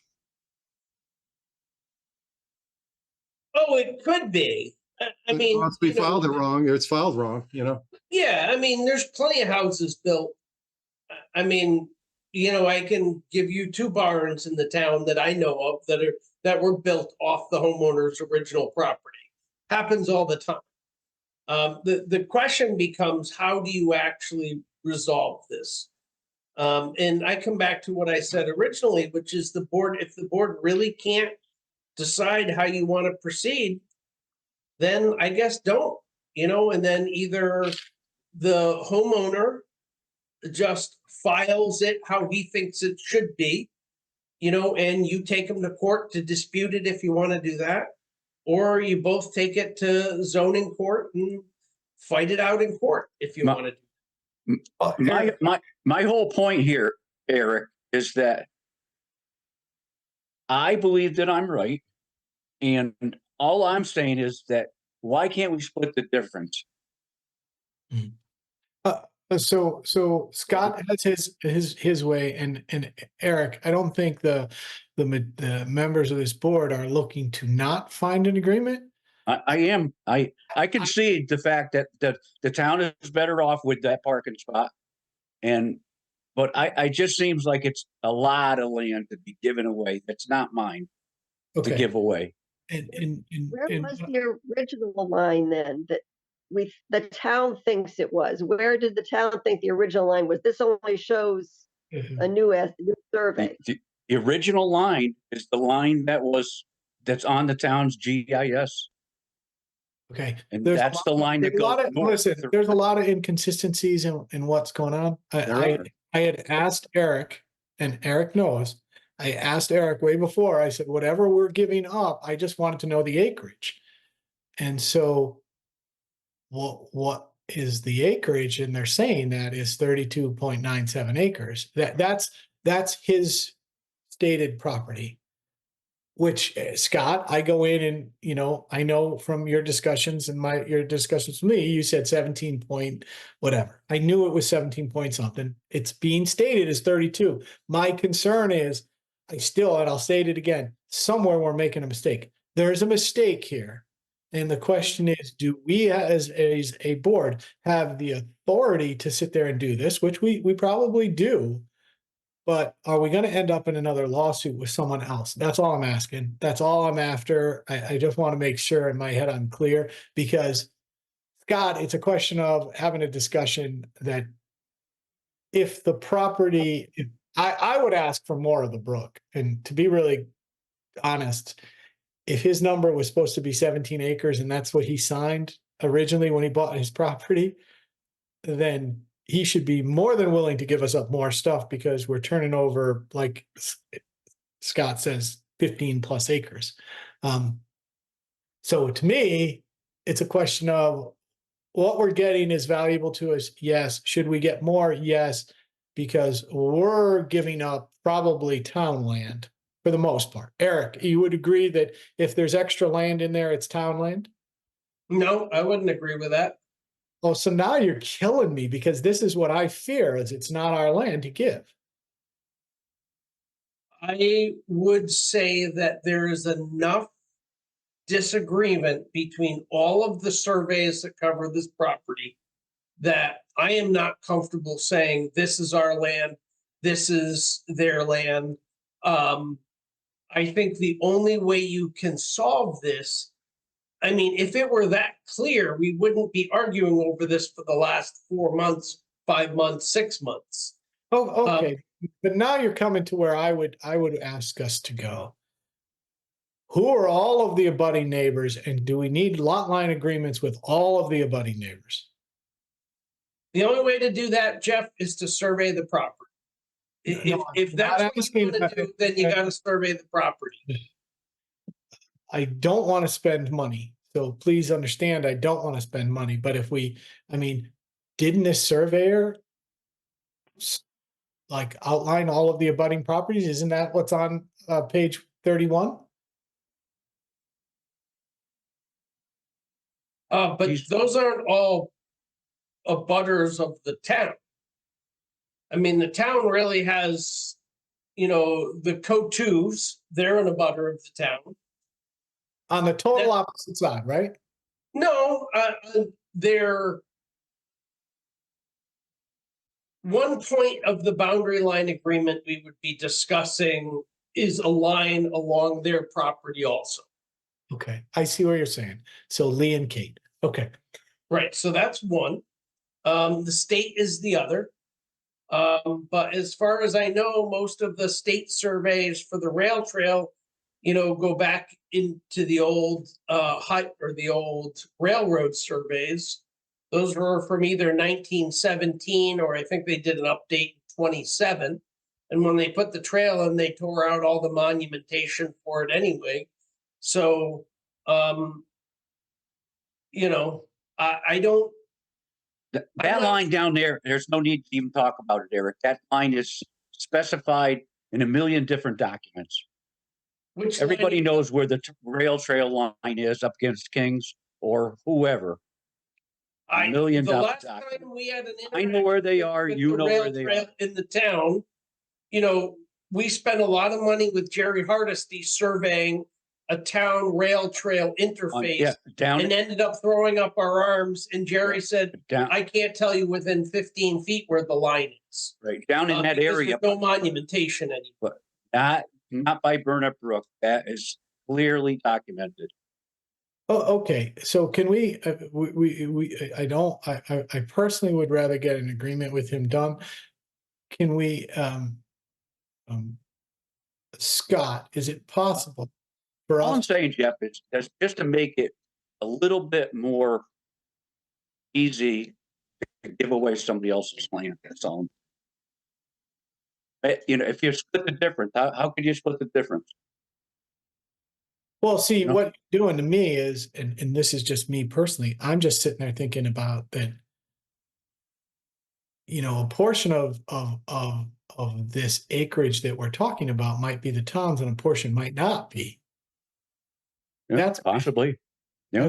That's my fear. So what I'm driving at is if we took a big swath of this and went to these residents and so what Eric is saying, you have to survey it to sit there and see if it's the correct acreage that they signed on their deed.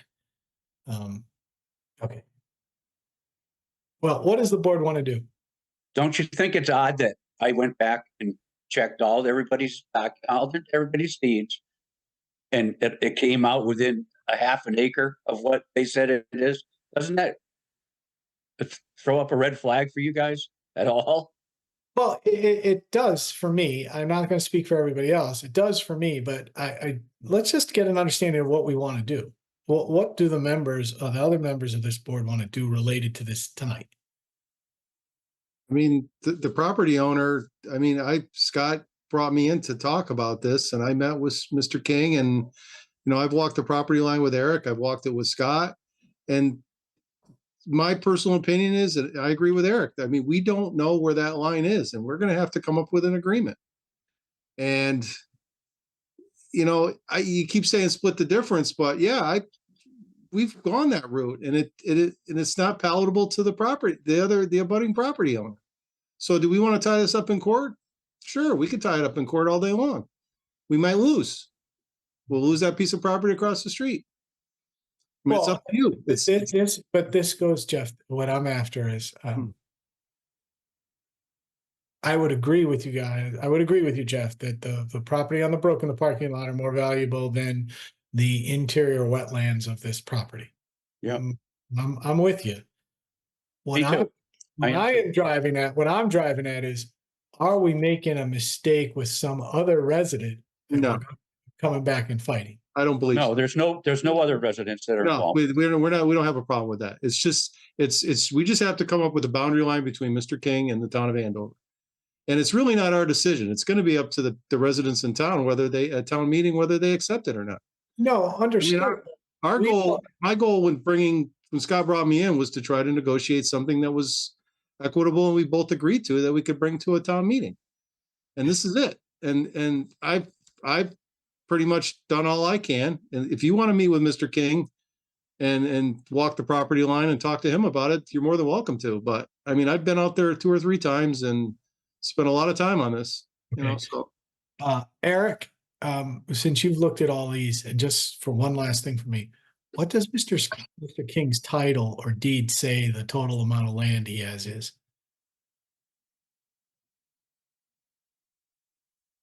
I know that.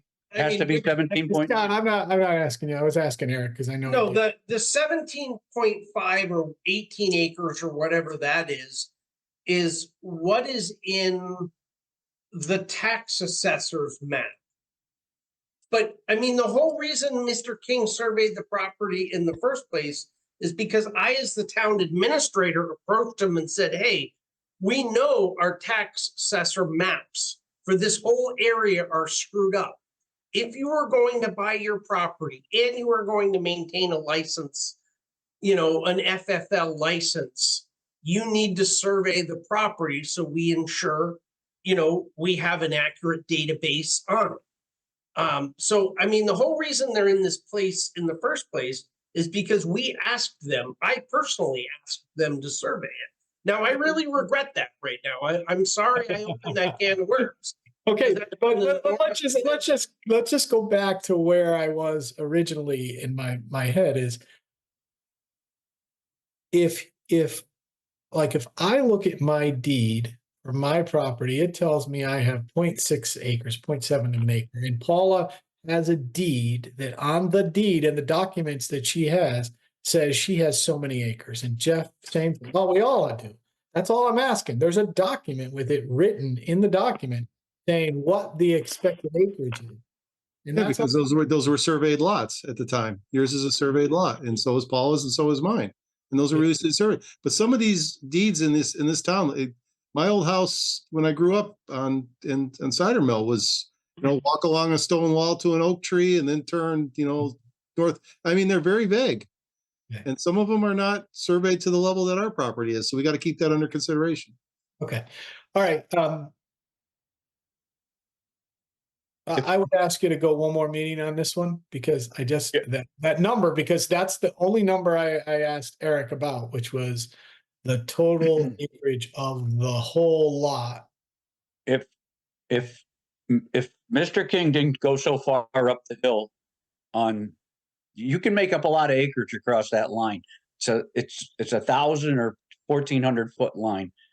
You can make up a lot of acreage. If he didn't go so far up that hill, Jeff, kept that line down where I thought that you asked him to put it, you could make up a lot of acreage across that whole line. A lot of acreage. But what I'm trying to tell you is he is not amendable to that. And so if we go on that route, it's dead in the water. We might as well go to court. Mm-hmm. Okay. And that's where it's going to go. So it's up to this board to decide. Jeff, if you want to try to talk to Mr. King before next month's meeting, you're more than welcome to. But like I said, I've met with him multiple times. I've met with Scott. I've walked the property. And like I said, there's no way we can determine 100% what is town and what is his property. And I think Eric agrees, right, Eric? I mean, we have so many conflicting surveys and so many property lines. I've looked at it quite a bit in depth. And I mean, I can't really say definitively whose property is whose. And that's why we need a lot line agreement. Right. And I don't want to keep beating the dead horse, Jeff, but because you can't. Why does the lot line have to be 180 feet up the hill? Why does it have to be up there? Why? If nobody knows where it is, why did they put it there? Because it's to his benefit. That's the only thing. It's to his benefit. Eric can probably answer this question, but our surveyor put the lot line close to the king line, correct? Not Because there. we had that combined, we had that overlaid map that you shared with me, and it had our surveyor's best guess of where the lot line was, and it was pretty consistent with Mr. King's survey, correct? Well, that was the lot line. If you went back to the original post survey. The original post survey and the original town survey overlapped a lot. There was a lot of disputed territory in between those two, period. Right. And like I said, Jeff, today I talked to him about that line that goes to Burnett Brook, the 300-foot line from the brook towards Burnett Brook. And he says that it is in there. It's written in our deed. It's written in another deed that line is absolutely there. The one that goes north towards Burnett Brook. Okay, so I would ask that we put this on for a vote for next meeting. And I would like to meet with Mr. King and sit there and see what's up, because I just don't believe if Scott is accurate, and I'm only talking about the accumulation of a total number of acres. These old timers, they stepped off what they thought they had, and they were really pretty accurate, you know. So No, you don't not think really. No. So Jeff, if you just look at sheet 31 really quick, and if you look Yeah. at the corner of the town property where it goes down, and like what Scott says, if we go down on that line closer to his property and we draw a line straight across, it's going to go right through the middle of his split rail fence. And that's a problem for the homeowner. Yeah, it can't be like that. I agree It with you. can't. So if No, we I'm take not going to debate. I'm with you. We- What I'm with you with, Jeff, is that this is a mess, and my hope is if we do this and we get it approved by the town, the residents, that we don't screw up one of the other lots and one of the other residents' properties. I know, but if Scott is correct, then Mr. King's horse pen is on town property. And Jeff, I came up with solutions for all those things. You know, you can move the line. I went down there, I found another wall down in the woods that you could run one line to that wall and then out to the other wall. And it would have kept all those things, all of his horse fences and everything. But, you know, nobody wants to listen. All right. And I know that Mr. King doesn't want to listen either. And in the end, you know, if we give away 18 acres and everybody agrees to it, you know, I'm going to agree also. I really am. I'll agree to get that parcel of land, but I think Ann I wants don't to feel talk. good about it. I think Ann wants to talk. On this plan, I printed it out, just I'm not looking at it on the computer, but it says on that, existing area 32.9 acres and new area 31.9 acres. So they're talking 31, 32 acres. Is that for this entire area that Mr. King owns? What is that referring to? That's the land that he wants to own. Okay, what's the difference between the new and the old? 31.97 is what he will retain, and he's giving the town an acre. Yeah, Out of what he believes he owns. right. Okay. Now, what was the number the town thought that he owned, and what's the difference on that? Is that 18 what you're acres. saying, 18 acres? That's Town Out says of he the owns 30 18 acres. So instead of having 32 acres, he really only owns about 20, less than 20. Is that right? Well, that's what the town records say. this is the dispute. The dispute is Yeah. the town Sounds like a records, the huge- town records versus what he believes. And listen, Yeah. just so I understand this, and Eric, you understand this better. All of this is written word, stone wall going from one spot to another spot, marker in the dirt, a rod that's pin that's marking this out. So it's all written somewhere, right? Might not be right, and it might be greater acreage, and it might be twisted, but listen, just put this off for 1 month, and then let's get this over with. Yeah. Because we'll beat this into the ground, and it's either we're gonna go to court or we're gonna make a deal. So 1 month. It Anybody looks have like a either problem? we gotta pay the money on a survey or we have to go with his. Right? Yeah, can we get, Dennis was there for the discussions with Mr. King. I would just like to get Dennis's input for just a couple minutes, Sure. his thoughts for the board while we're talking about it. Yeah, I was there. I don't know enough about it in terms of, you know, who's right and who's wrong about this. I can tell you this, that I'm not an expert on real estate, but I have done a lot of real estate work over the years, and a lot of these old plots of land are all, you know, it's hard to tell. It's as Jeff says and as Eric says, it's really hard to know what's right. But I'd have to see all the documents, and I'm not a surveyor. I really don't know. So we don't have a survey of our own, right? Because if we go to court now, who's threatening to go to court? Is King threatening to sue us? No, I don't think No, it's. everybody just knows that this is, you know, if we don't come up with a lot line agreement, that will go to court. On who would bring it to court? Us? No. No, not us. Well, King would then, right? Yeah, yeah.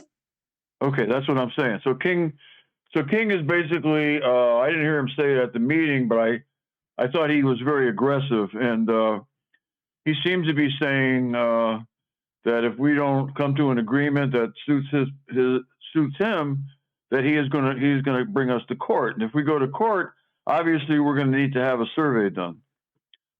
Okay, I have been involved in one of these cases before, kind of as co-counsel, not as the main counsel in the case. And I can tell you that it took a long time, and it cost a lot of money, and the attorneys made a lot of money, and surveyors made money, and I don't think the judge, in the end, I don't think the judge absolutely knew that he was right about what he did. I just don't think so, and I think he was in the same situation we're in right now. So we haven't had a current survey done, correct, Eric? Not current. I mean, we're working off a boundary description from, I think, the early 50s. So it's not that old, but it's not new either. Well, it's old. I mean, it's not ancient, but so we're working off a description that I haven't seen it. Is it part of any packet that you have that you can send to me, or? Well, I can come down there and take a look at all that stuff with you if you'd like, Eric. Well, I would be happy to do that. 1 month. But right now, I really don't have enough. I really don't have enough to go on, and you know, and based on what I heard at that meeting, frankly, in the 50 or so years I've been an attorney in situations like this, I have a tendency to want to make a deal if we can. That makes sense. And I understand where Scott's coming from. I also understand where Jeff and Eric are coming from, and you know, it may well be that acreage may not be the you know, the most important factor, depending on, you know, what we're getting in return. But the question then becomes, is what we are getting in return actually within the power of King to transfer to us, you know, and legally? Does he have the authority to do that? I don't know, but I'd be very happy to look into it, meet with Eric, and spend some time on it. But again, I'm not an expert at reading surveys and plans, and I would like to see the map, though, Eric, from the 50s that you are basing your view on, the town's view on, and apparently Scott is basing that's what you're basing your view on as well, right? But there's no map, Dennis, that says that his line is where he wants to put it. There's no map that says that. That's Yep. just where he wants to put it. Okay. I get that. So Dennis, I urge you to get with Scott and with Eric and with myself and with Jeff Murray and Paula and Ann, anybody. What I'm asking the board members, are we voting on this tonight? If not, let's move on and move this to next month. I mean, it seems to me is that you're not in any position to make any vote on this thing. I mean, unless there's a willingness to, go forward without knowing, to a certain level of certainty that what's right and what's not right. It's pretty hard to decide. And I certainly can't. I certainly couldn't do that. I'm interested in Dennis, details. the Board of Selectmen, are we gonna vote on this tonight or no? Paula, yes, no, 1 month? I say no. Oh, I personally don't see what a month's gonna add because, I mean, Dennis was in that room when we were all in the negotiation. And I don't think we're gonna get any more. So, Okay. I think we're kind of at a dead end now. And adding a month is not really gonna do anything, but if you want to do it, Jeff McGuire, what do you think the steps to take in the next month would help for us to get further than where we are right now? I kind of agree with Jeff Murray. I think we talked in circles about this for a long time. I don't know what another month is gonna make a difference. Well, I mean, Paula, from my standpoint, it's the first month that I've seen the total acreage. So this is the first document that anyone's ever come back to me and told me, here's the total acreage of what he's asking for. And so from my standpoint now, I finally have something in my hands and I'm going, oh, does that make sense or not? Because I think the issue is not just Mr. King, the issue is the other butters. And I mean, if you ask me right now, I probably vote no right now because I don't have enough information. But I agree that in my mind, that it's valuable to the community to get what Jeff Murray had negotiated. And we just have to understand the rest of it. And it would make me more comfortable if we waited a month, Paul. Yeah. yeah, and like Right. my discussions with Mr. King, if we move the property line down, that Burnett Brook parcel was off the table. So if we want to quote split the difference, like we're talking, that Burnett Brook parcel is off the table. Okay, understood. So just so you understand that. Jeff, are we sure that and I'm fairly ignorant about this. Are we sure that the property that he's offering to trade to us is something that he owns? Yeah, I think that's something that's pretty confident that he owns that property. You're confident in that? I mean, Scott, you're confident a too, right? nice piece of property. It is something, that on the brook. I went out there with Eric and looked at it, and I was very much impressed with it.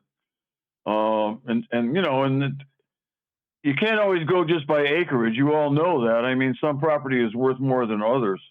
Obviously, if you're talking about wetlands, I don't know how much is wetlands of the 17 or 18. Let's just not get into all of that right now because we're not negotiating with ourselves. We're not negotiating. Yeah, that's right.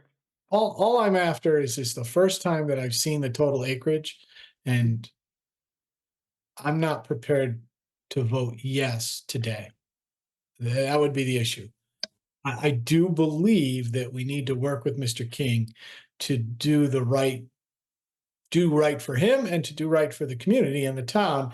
And all of us need to understand we have to explain this at a town meeting and get it approved. Because you and I could talk about this, and if we don't have the Paula King marketing behind this wrapped up and buttoned up by the time we get to town meeting, we're going to lose. So I'm asking you for 1 month. So Yeah. My thought is that if we bring this to the town meeting, people are going to want to see on a map where the town thinks the line is currently and where the line that Mr. King wants is. We just see right now on this paper where Mr. King wants it. The town people are probably going to want to know where was the other line be able to understand it a bit, or else they're not gonna vote for it. Well, that's the problem we have, Ann, is that the documents are inaccurate. So what Yeah, we they have to can't even- do, what we have to do to the Oh, I'm community sorry. is express what we believe we're giving up and for what we're gaining. That's all Mhm. this is, but we have to be in agreement. If we are not in agreement as this board on this issue, it's not gonna win. Yeah, I mean, again, if you look at if you get off tonight, if you look at the WebGIS mapping of this property, it shows the town property. We basically own his whole lot. I mean, that's how bad the lines are Mhm. off. And his Okay. neighbor is down the street, probably 500 feet. I mean, it's completely screwed up.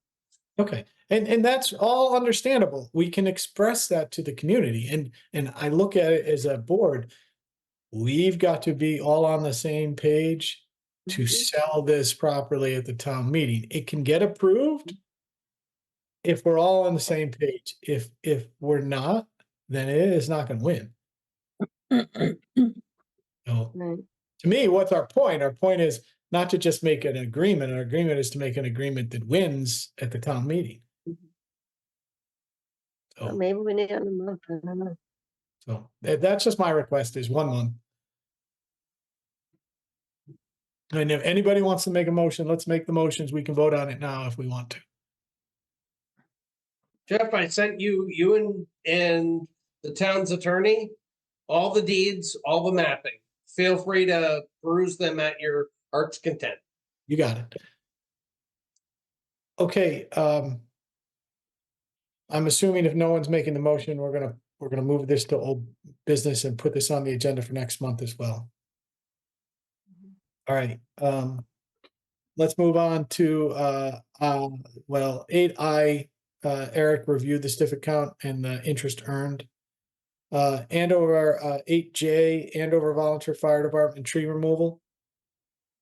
Did we agree to remove that tree? No, you just punted it to this meeting and said you'd make a decision at this meeting. Okay, are we gonna cut down the tree? Did anybody talk to anybody directly at the firehouse? I did not. I mean, to be I honest. did.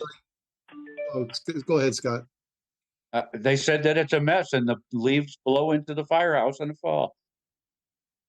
Well, I mean, I got trees all over my property and they just blow in. It's just, I mean, even if we cut that tree down, doesn't mean it's gonna solve the leaf problem.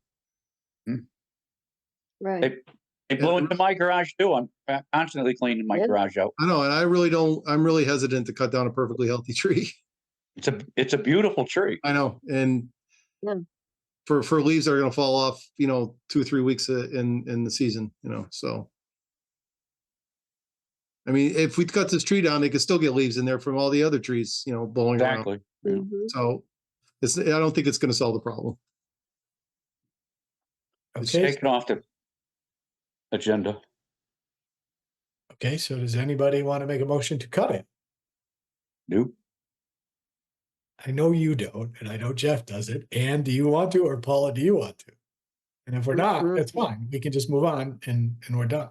I mean, it's funny, I looked up it on the map and it's aiming in pretty much the same direction as my garage is, and it's just the way the wind blows, the leaves get in the garage. And Ann probably knows too, the leaves just get into the garage from where we're facing. It's just the wind direction. All right.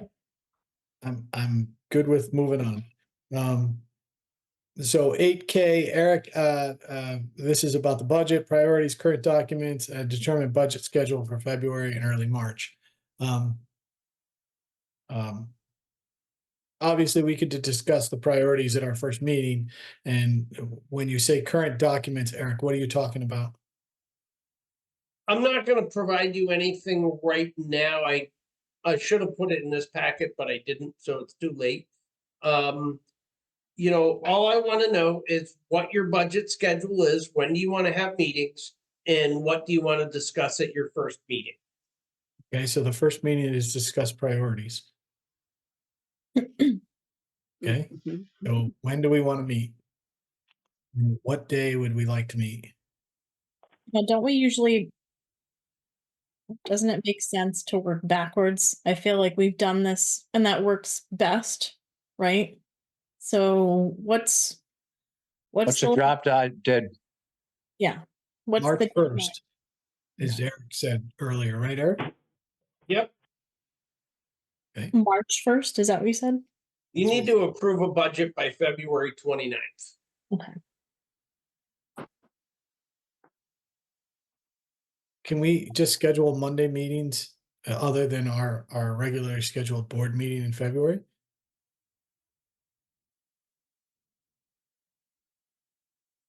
The only exception is President's Day is on the 19th, which I don't know if that is an issue because it's a holiday and Eric might, not want to be on a call that night, but just bringing that up.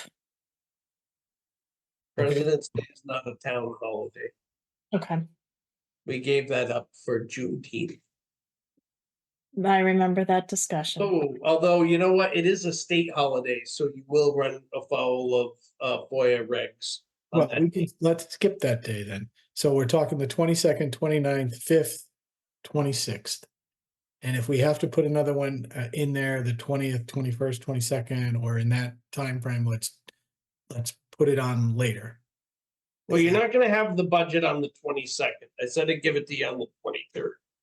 Okay, so do you want to schedule? We'll But if you wanted to schedule a meeting on the 22nd, I'd dump you everything I have up to that point and you can start cogitating on it. So, I mean, theoretically, we could do a meeting on the 22nd.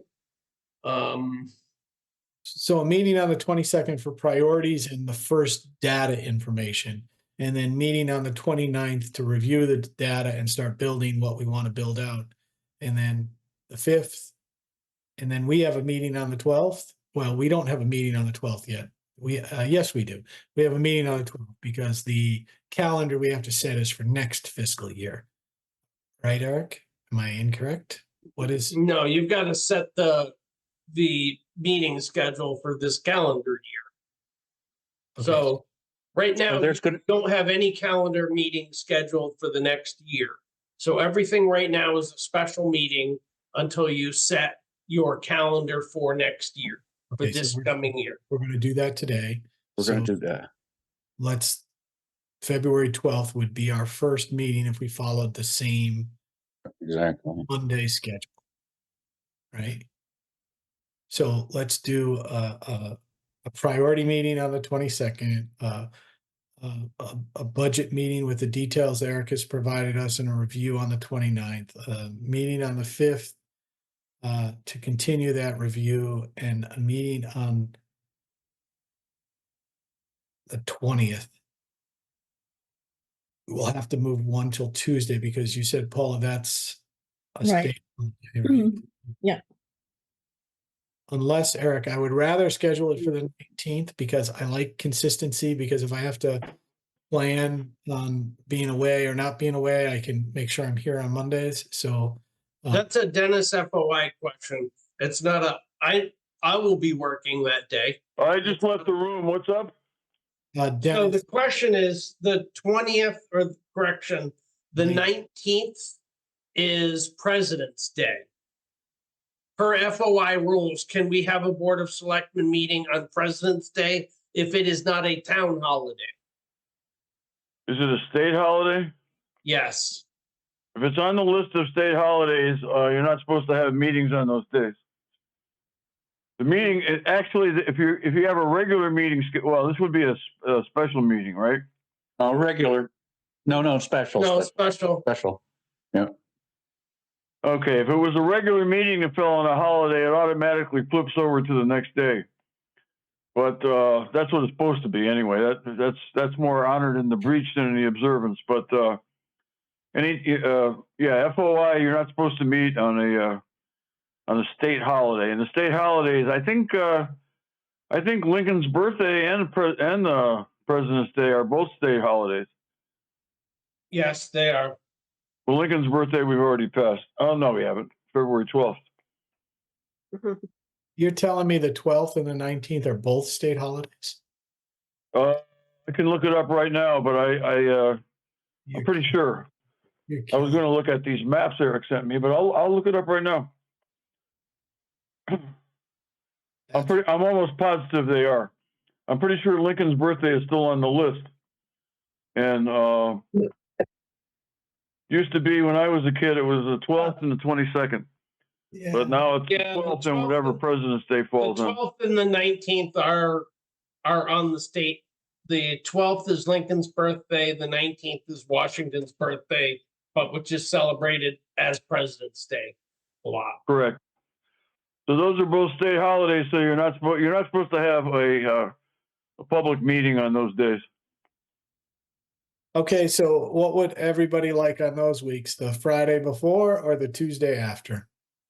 Well, isn't there was, 12th, you're right, Paula, the 12th, we're not having a meeting because Yeah. we have a regular board meeting. Yeah. So it's just the question of the 19th. We can't do it on the 19th. Well, you can't have a regular board meeting on the 12th either, because that violates FOI also. yeah, so that's Correct, good. but what I was saying is we weren't going to have a meeting that week anyway, so we're gonna schedule that meeting for the 13th. Well, we'll attempt to schedule it for the 13th. So Well, not the having, plan- we're not having a budget meeting that week.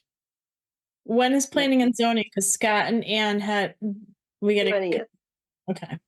Tuesday, the 20th. Okay, So the 13th would work if we had to push that regular meeting, but the 20th is an issue for the budget meeting. correct. Mhm. So if the 20th is acceptable, we'll just do the 20th. The Well, the two of us 20th won't- two of us yeah. have a conflict. So the budget meetings, well, let me just give dates and then you guys pick the ones that are problems.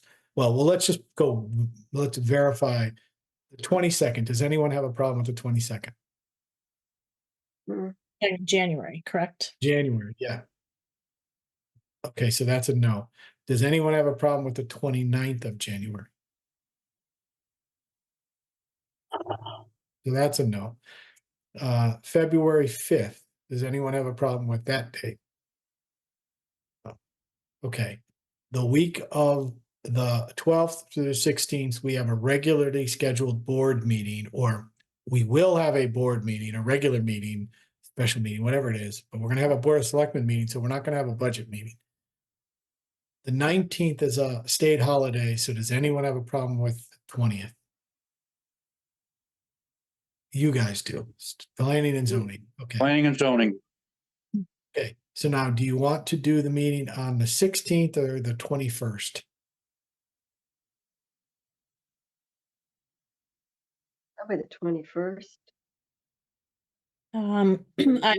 I would be late, but I can do the 21st. All right, the 21st, and then the last meeting would be the 26th.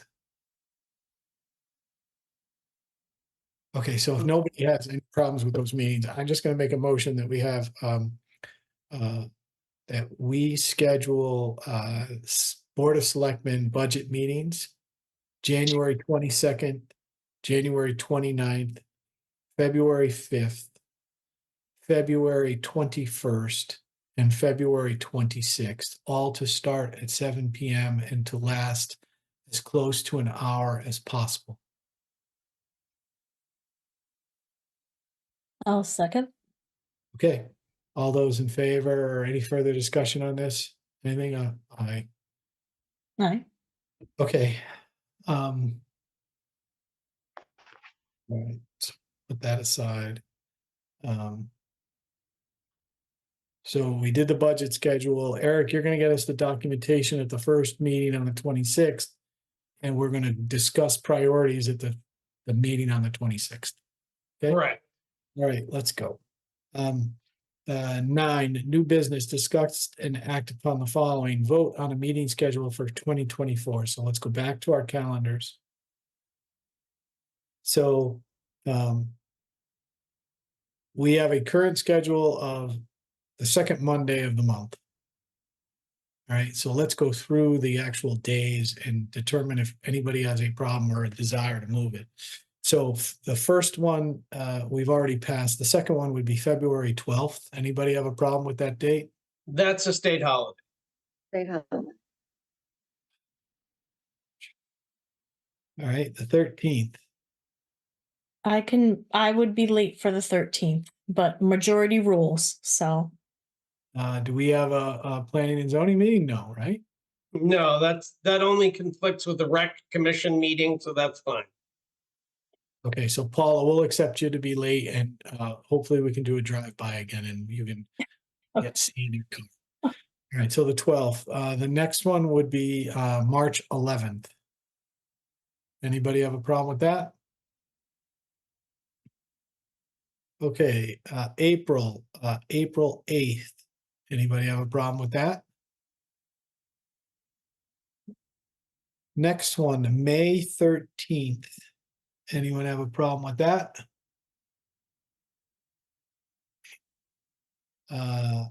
June 10th. Anyone have a problem with that?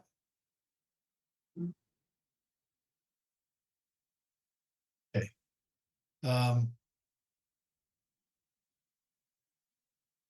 July 8th. Well, I guess if we're still doing, do we want to have a meeting in July? Can we not have a meeting? Is it against any rules if we don't have a meeting? Nope. You can skip every other month. You could not have a meeting the entire year if you want. What the Just hell? Keep in You're the board. mind, you skip a month, it's gonna make the following month longer possibly. I'm just saying, not to be that person, but just saying. Okay, so does anyone want to schedule that for the 8th or do you want to move it to the 15th? And Is it- are you saying Just that from a because of holiday. July? just- Yeah, July. And you're saying that because you're concerned of 4th of July weekend, or you're July weekend and where everybody would travel. I would assume if people are going to travel, they're going to travel that first week through the 8th, you know. But we can do it on the 8th. I'm okay because we'll do it from wherever we're at.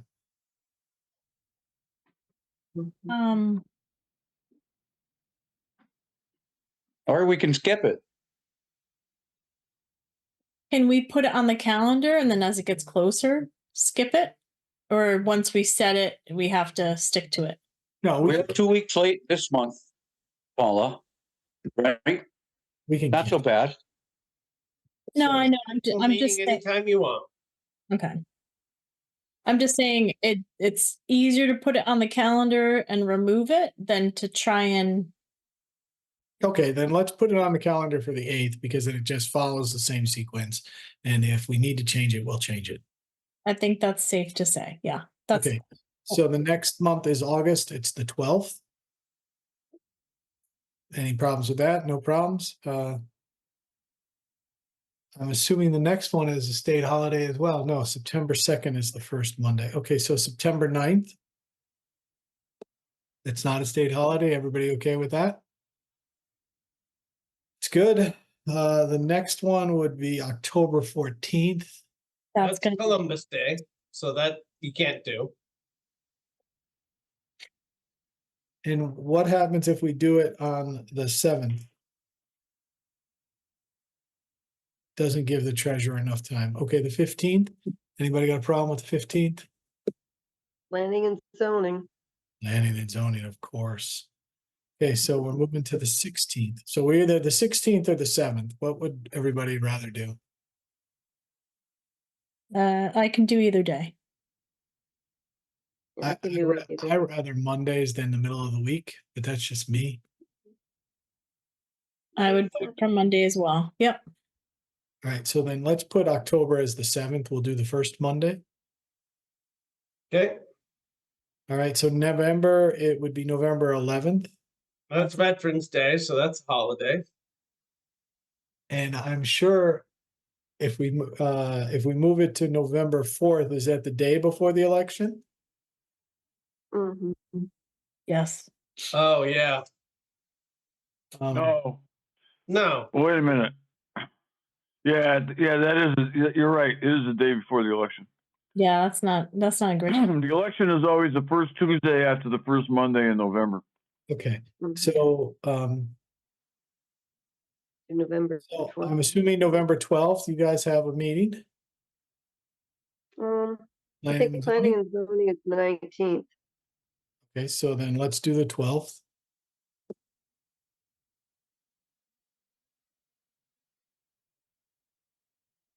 And then December is December 9th, which is a good day.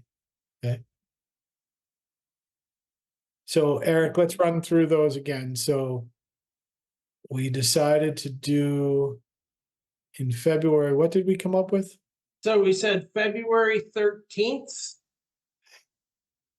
March 11th,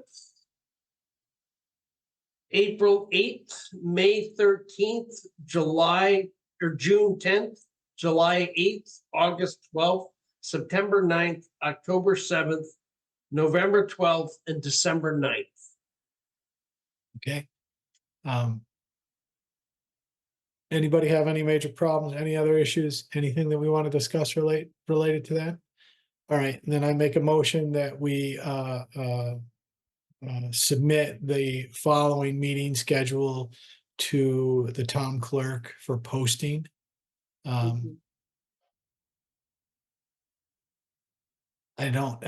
would rather not repeat the days. Eric, you will include those days in the motion. Okay, Correct. okay.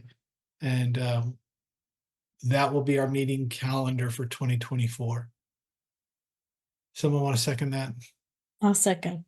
Okay, Paula King seconds. All those in favor? Aye. Aye. All right. All right, let's move on. The only question I have is budget meetings in person or virtual? What are we doing? Virtual? Either way will work for me. I have no problem. I mean, if we meet in personal for that, might be easier to go through documentation that you have. But it doesn't matter. It's up to the board's discretion. You want to meet and do it in the community room or Eric's office, or do you want to do it virtually? Well, whether we meet in person or not, we still have to offer a packet for the public. So if we meet in person, are we still offering it via Zoom? So just something to think about. Well, we don't have to meet via Zoom. We can offer the packet at the online, right? Under the calendar invite. Well, let's just do Zoom because it's what we're used to right now and it's easier. And We've done budget meetings via Zoom and it seemed to work. So okay. Sure. Yep. That's fine by me. I have no problem with it. So we voted on schedule 9B, discuss addition of stop sign at Shadblow, Dogwood, and Woodfern intersection. Mhm. No, we've talked about this. Why is this on here? No. No, we I haven't just talked about that. requested we put When did we talk about that? For sharing all kinds of moments from post-concert bliss. It's Dennis. Dennis. And this is listening to WEEI or whatever it is in Willimantic. Yes. How did this come to us, by the way? What was that? Stop How did sign? the stop sign proposal come to us? Fine. I requested that. Okay. And I know some of the neighbors too had also requested this. Ever since the neighborhood was built, we have thought it's weird that when you come up Shadblow to the T, there is no stop sign. I used to give people directions, go up the hill to the stop sign, take a right. And I was like, there's no stop sign there. I said, why not? And there's only stop sign is on the Woodfern Way end, which is a straight through route. And it doesn't make sense to stop there. I would like to see a stop sign on Shadblow or a stop sign on both. I mean, either you can save money and move the stop sign from Woodfern to Shadblow, or you can put another stop sign or you can put in all three streets. But I think it really is necessary on Shadblow. We've seen near misses of people almost hitting on that intersection. And it seemed to really make sense. So I thought I'd bring it up. Okay, Jeff. I think we have a diagram in our packet. trying to remember what page it's on. Not sure. Okay, I didn't think I saw that, but anyway, Appears Jeff Murray, you live there. What's the issue with that intersection? I've never really had one personally, but if you were going to prove that intersection, I would probably move the sign from the Woodfern Way and put it on Chadwell, and then just have uninterrupted traffic going both ways on the straight. Because I mean, to make that corner anyway, you have to go. You can't take that corner doing over 25 miles an hour, else you're going to run in the neighbor's front yard or in the culvert. I mean, it's a sharp corner. Page 88 of your packet. A fine drawing by yours truly, just for the record. I mean, if you were going to make a change, I wouldn't add a stop sign. I would just move it to the other road. Yeah, that's what I would think too. Why not get rid of all of them? Make it a free for all. Okay, so if we chose to do that, if you're moving the stop sign from one spot to the other, what does that take from us, Eric? We are the traffic authority. Do you have a problem with The that? local traffic authority, I am your local traffic authority designee. I have duly taken all the training required to do that role, so you don't have to. So if you decide you want to move the stop sign from one road to the other, make that motion. Is it problematic for you? I don't care. I don't drive up that road. I know, but I'm asking you. I mean, if it wasn't such a disaster and such a hardship for everybody to change their driver's license, I would just get rid of Woodford Way altogether and just make Dogwood go all the way up. Because it's like you got two. It was the dumbest thing. I don't know whoever created that, but I mean, you got two houses with 15. I mean, I'm 15, and we're 4 houses apart, and it's just crazy. People go up to deliver all the time. They deliver to the wrong house, so it's just you're never going to fix that. But I mean, in my head, I have that Shadblow and Dogwood is just the loop, and then you have a cul-de-sac off of that, which is Woodfern. Yep. So from my perspective, where it's signed where the stop is now makes sense, but I don't live there. Okay. Because it doesn't feel like a loop. It feels like Shablo comes up and ends, and it's a T. And that's why it makes sense to have a stop sign on Shadblow and have the other 2 roads go straight through. Like Jeff said, it seems like that's a straight through. Dogwood and Woodfern should have been one street instead of 2 names even. I mean, the reason I think the stop sign is where it is because it's a pedestrian crosswalk going across there. So that's why that stop sign is there in that location, because there's a little apron and you have to cross over the other side there to walk as a stop sign. And that's the only reason it's there. If you move the stop sign, you're going to impact that crosswalk because somebody could be walking across the road. You could be coming down and not stopping. And of course, with that, you might say, well, then you need a stop sign on Dogwood because people come up that way and there's the crosswalk. It's right on the corner. Neighbors probably all get pissed off and steal the sign anyway because they don't want to stop. I mean, I almost have to come to a stop when I'm coming up Shadblow anyway because the corner's so tight. I mean, you can't go over there fast anyway. So it makes sense to have the stop sign there. I find you have to really think to slow down because of that stop sign. It's on Woodfern. It doesn't make sense to have one there, but I come to a stop because it says stop. But it doesn't make sense. Whereas Shablo does make sense. making Eric's point that it's a cul-de-sac, I get that point, that was added at the end. So, Okay, so are we making a motion to put a stop sign there, or are we making a motion to remove the stop sign from where it currently is and put it in a new position? What are we doing? So, Anne, make a motion that you want addressed so that we can vote on it. I guess I'd be bold and say I'll make the motion that we move the stop sign from Woodfern to Shadblow. Okay, does anyone want to second that? I'll second, but I wanna have a discussion about it. Further- Yeah, seconded by Paula King. Yes, Paula. I'm just trying to understand with the picture that I'm looking at.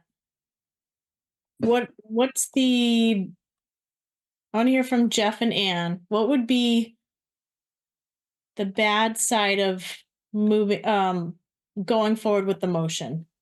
Is there any I want to hear like the pros and cons because I'm still trying to understand. So Paula, if you look at the picture, Paula, Yeah. you see where the sidewalk is that it crosses the road?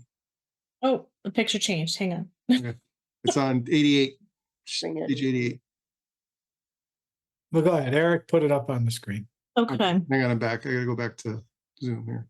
Right, so Eric, that's where you want to put the one stop. That's where Ann is making a motion. Where is the current stop sign? It's right where that cursor is. See the light My line? cursor, you see the stop bar right there, the stop bar right there and the stop sign right there. And that's Woodfern? Yep. Woodford. Okay. But Woodford and Dogwood are the same road. Correct. Yeah, keep going. Okay. But then really, I mean, when you zoom out, it looks kind of like a Y to me. It's the same road. Okay, so Long Hill is on the left of where you don't see it on this photo, but it's Correct. okay. Yeah, Long Hill's down here somewhere. I would say I do agree with Ann on this one. Yep. It's much better. Jeff Murray was right. That's one road. Just keep it the same. Put a stop sign. Just move it across the road. Makes more sense.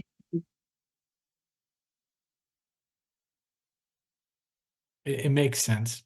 Okay. So now I understand where the other stop sign is. I did not understand where the other stop sign was. Okay. Any other discussion on this point? And can you remind me what your motion was again? And now that I understand where the stop sign is, can you sorry, just repeat what you My motion was to move the stop sign from Woodfern to Shadblow Corner.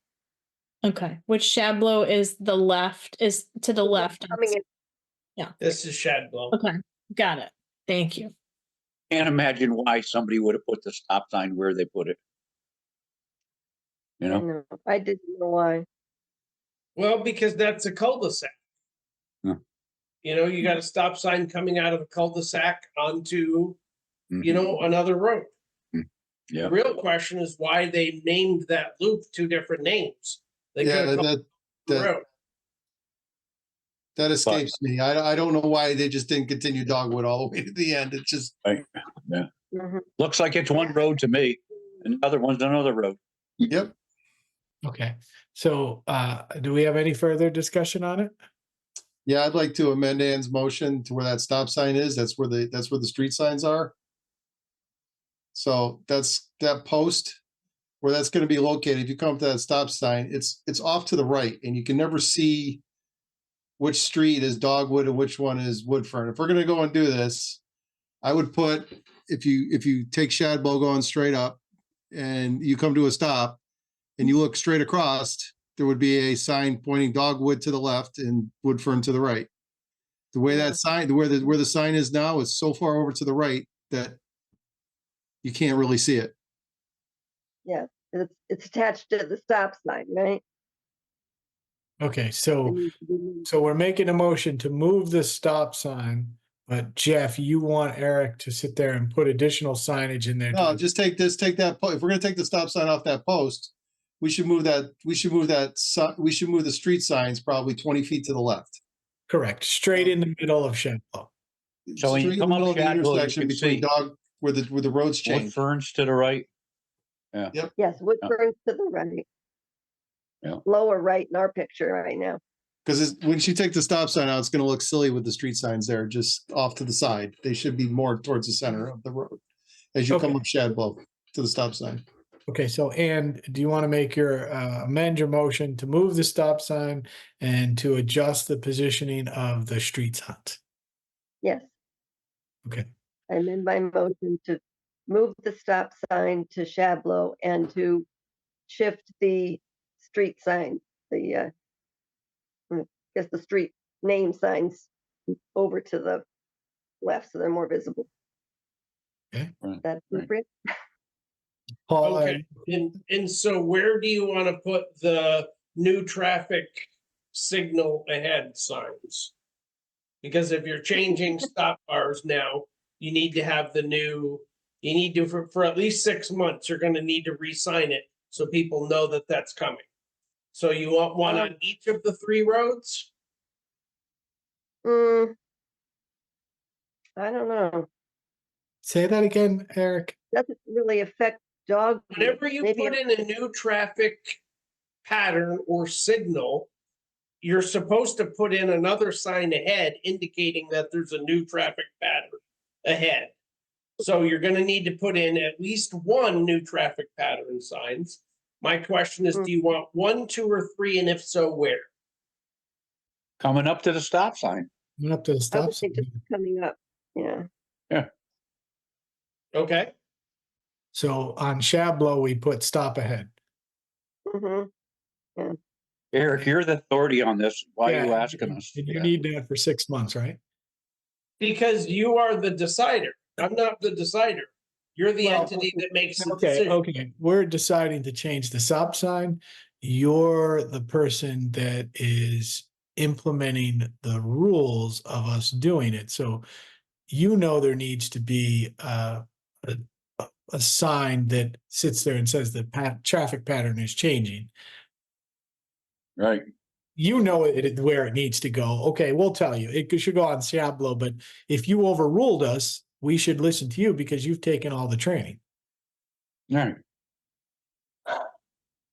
Right? If you overrule us, Eric, on that, it's fine. You just No, I don't, need to see, do I it. don't get to rule. Because I took the training, you can make whatever decision you want. But You just have- you're our designee and we trust you. So our recommendation, the way I understand what you're saying is I would put it on Shablo. If you believe it should be put on Shablo, you put it there. If you don't believe it should be, you believe it should be put on Woodfern, put it on Woodfern. Okay, that's fine. Right? Not a Okay, problem. so did we all vote yes? Yeah. I don't think we Yeah, voted. call Yeah, it up. no vote yet. Okay, can we all vote? All those in favor say aye. Aye. Aye. 5-0. Okay. All right, we're moving on. We're almost there. Contract with LNC Park Consultants. We just make a motion. Is this Pass this. related to the field feeding? Rich Kalarka's consultants. Work. Yeah. Make a motion, Scott. A motion to let Eric sign the contract for LNC Park. I'll second. Okay. And Scott, you're all good with all the services Rich has been providing? Yeah. Okay. Further discussion on the contract? Is this I have one question. Is this extra money or is this in our budget? Well, it's mostly for next year, so. Well, no, I guess technically it fits in our current budget. It's, I thought it was February, started in February. January 2024 and terminating December 2025. So it's going to calendar year. So what I'm asking is we have the money for this fiscal year. yes, we do. And we're going to put in the money for the following fiscal year. Okay. Right. And anybody else have any other questions related to this? All right. If no further questions, all those in favor, aye. Aye. Okay, 5-0. Okay.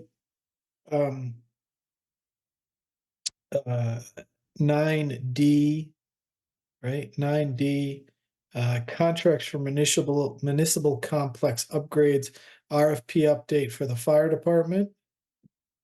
Eric?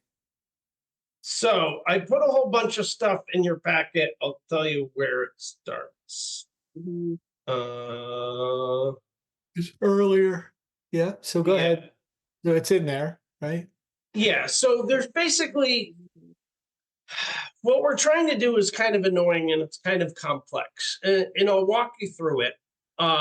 so we did meet the other day as a commission, so the Board of Selectmen empowered a group to come back to the board with a recommendation relative to a couple of RFPs that the town put out.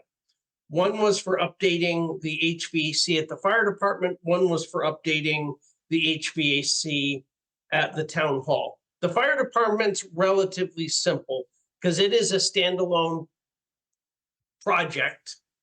The one at the town hall is more complex because we can't do all the HVAC upgrades without doing a whole bunch of electrical work at the same time, or doing a temporary panel, doing the HVAC upgrades and doing the major electrical work later.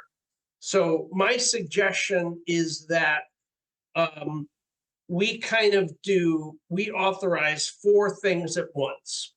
The first is accept the RFP for the fire department HVAC upgrade, accept the RFP for the town hall HVAC upgrade. And I don't have an RFP, but I do have, 4 quotes for the propane installation of multiple propane tanks. The complex part of this is we also need to do a lot of piping between where the propane tanks are, where the new community center is, where the town hall is. And at the same time, we got to bury all the future conduit for doing the electrical, because we want to eventually be able to back up the town hall and the new community center.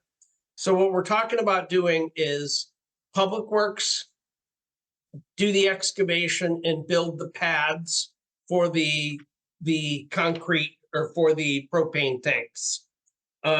We use Superior Propane as the contractor to put the tanks in and run the gas lines in conduit. And we use either Public Works or Lenco to do all the conduit runs from where the tanks are to both the new community center and the town hall. We either do Lenco or Public Works. If we do Public Works, Rick Langley will still work with Public Works to make sure they get the handholds, the in-ground holds, and the bends right and the conduit right that goes in the hole.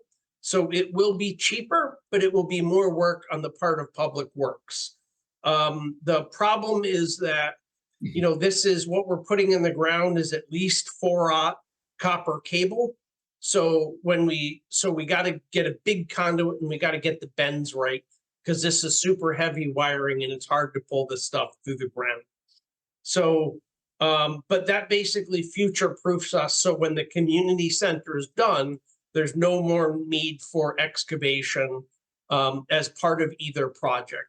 And then, I'm planning on putting in a FEMA grant for a new generator to cover the town hall, the fire department, and town hall, fire department, community center. And then that does everything. Now, the only problem we run into is we got serious electrical problems in the town hall. And it's going to be expensive to fix. We can't do it unless we do the HVAC upgrades first, because the tank has to come out and a bunch of other stuff has to come out. What are you asking for? So I'm asking whether you'll consider approving both RFPs, the installation of the propane tanks, running of the conduit, and doing the electrical upgrades at the town hall in one shot, so we don't have to put in a temporary sub panel and do that part later. Here's the downside of it.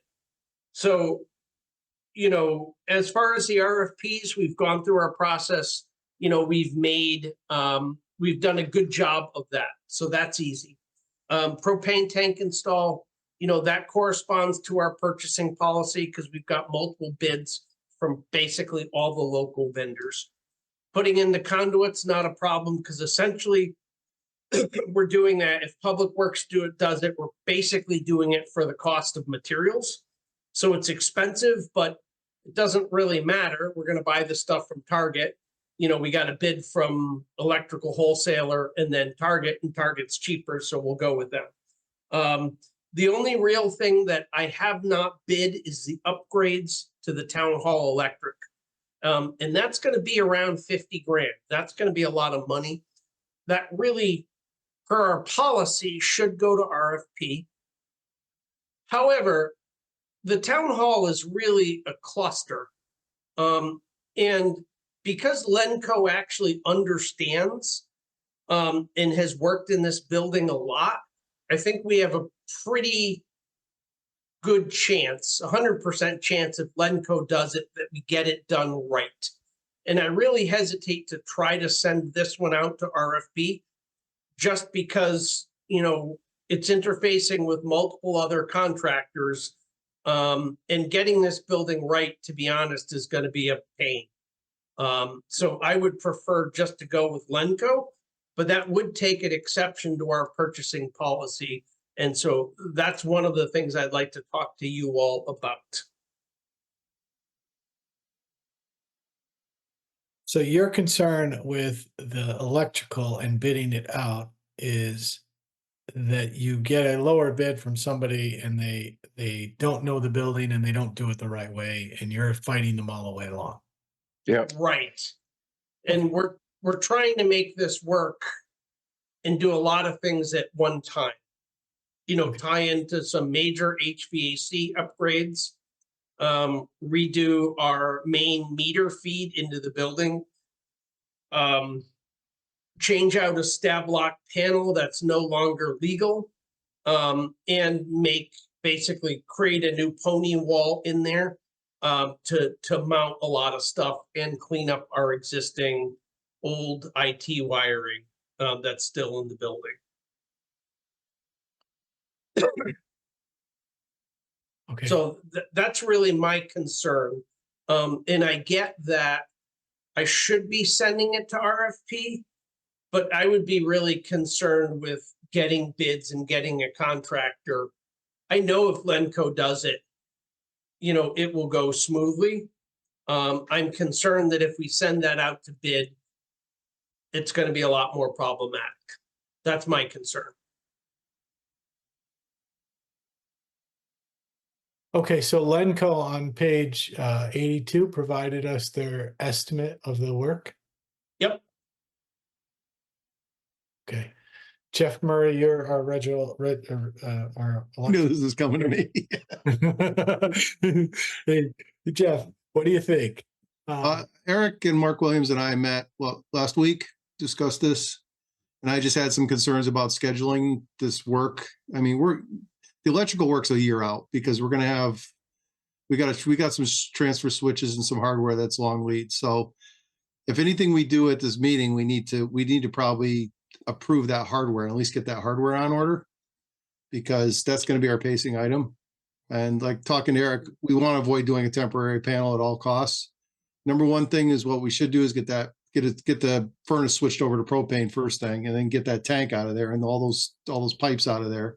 That'll give us room to put the new electrical panels in, and then all our HVAC will tie into those new panels, and then we would just do a master switch over at probably one point, and then move all the other feeders over into the new panel.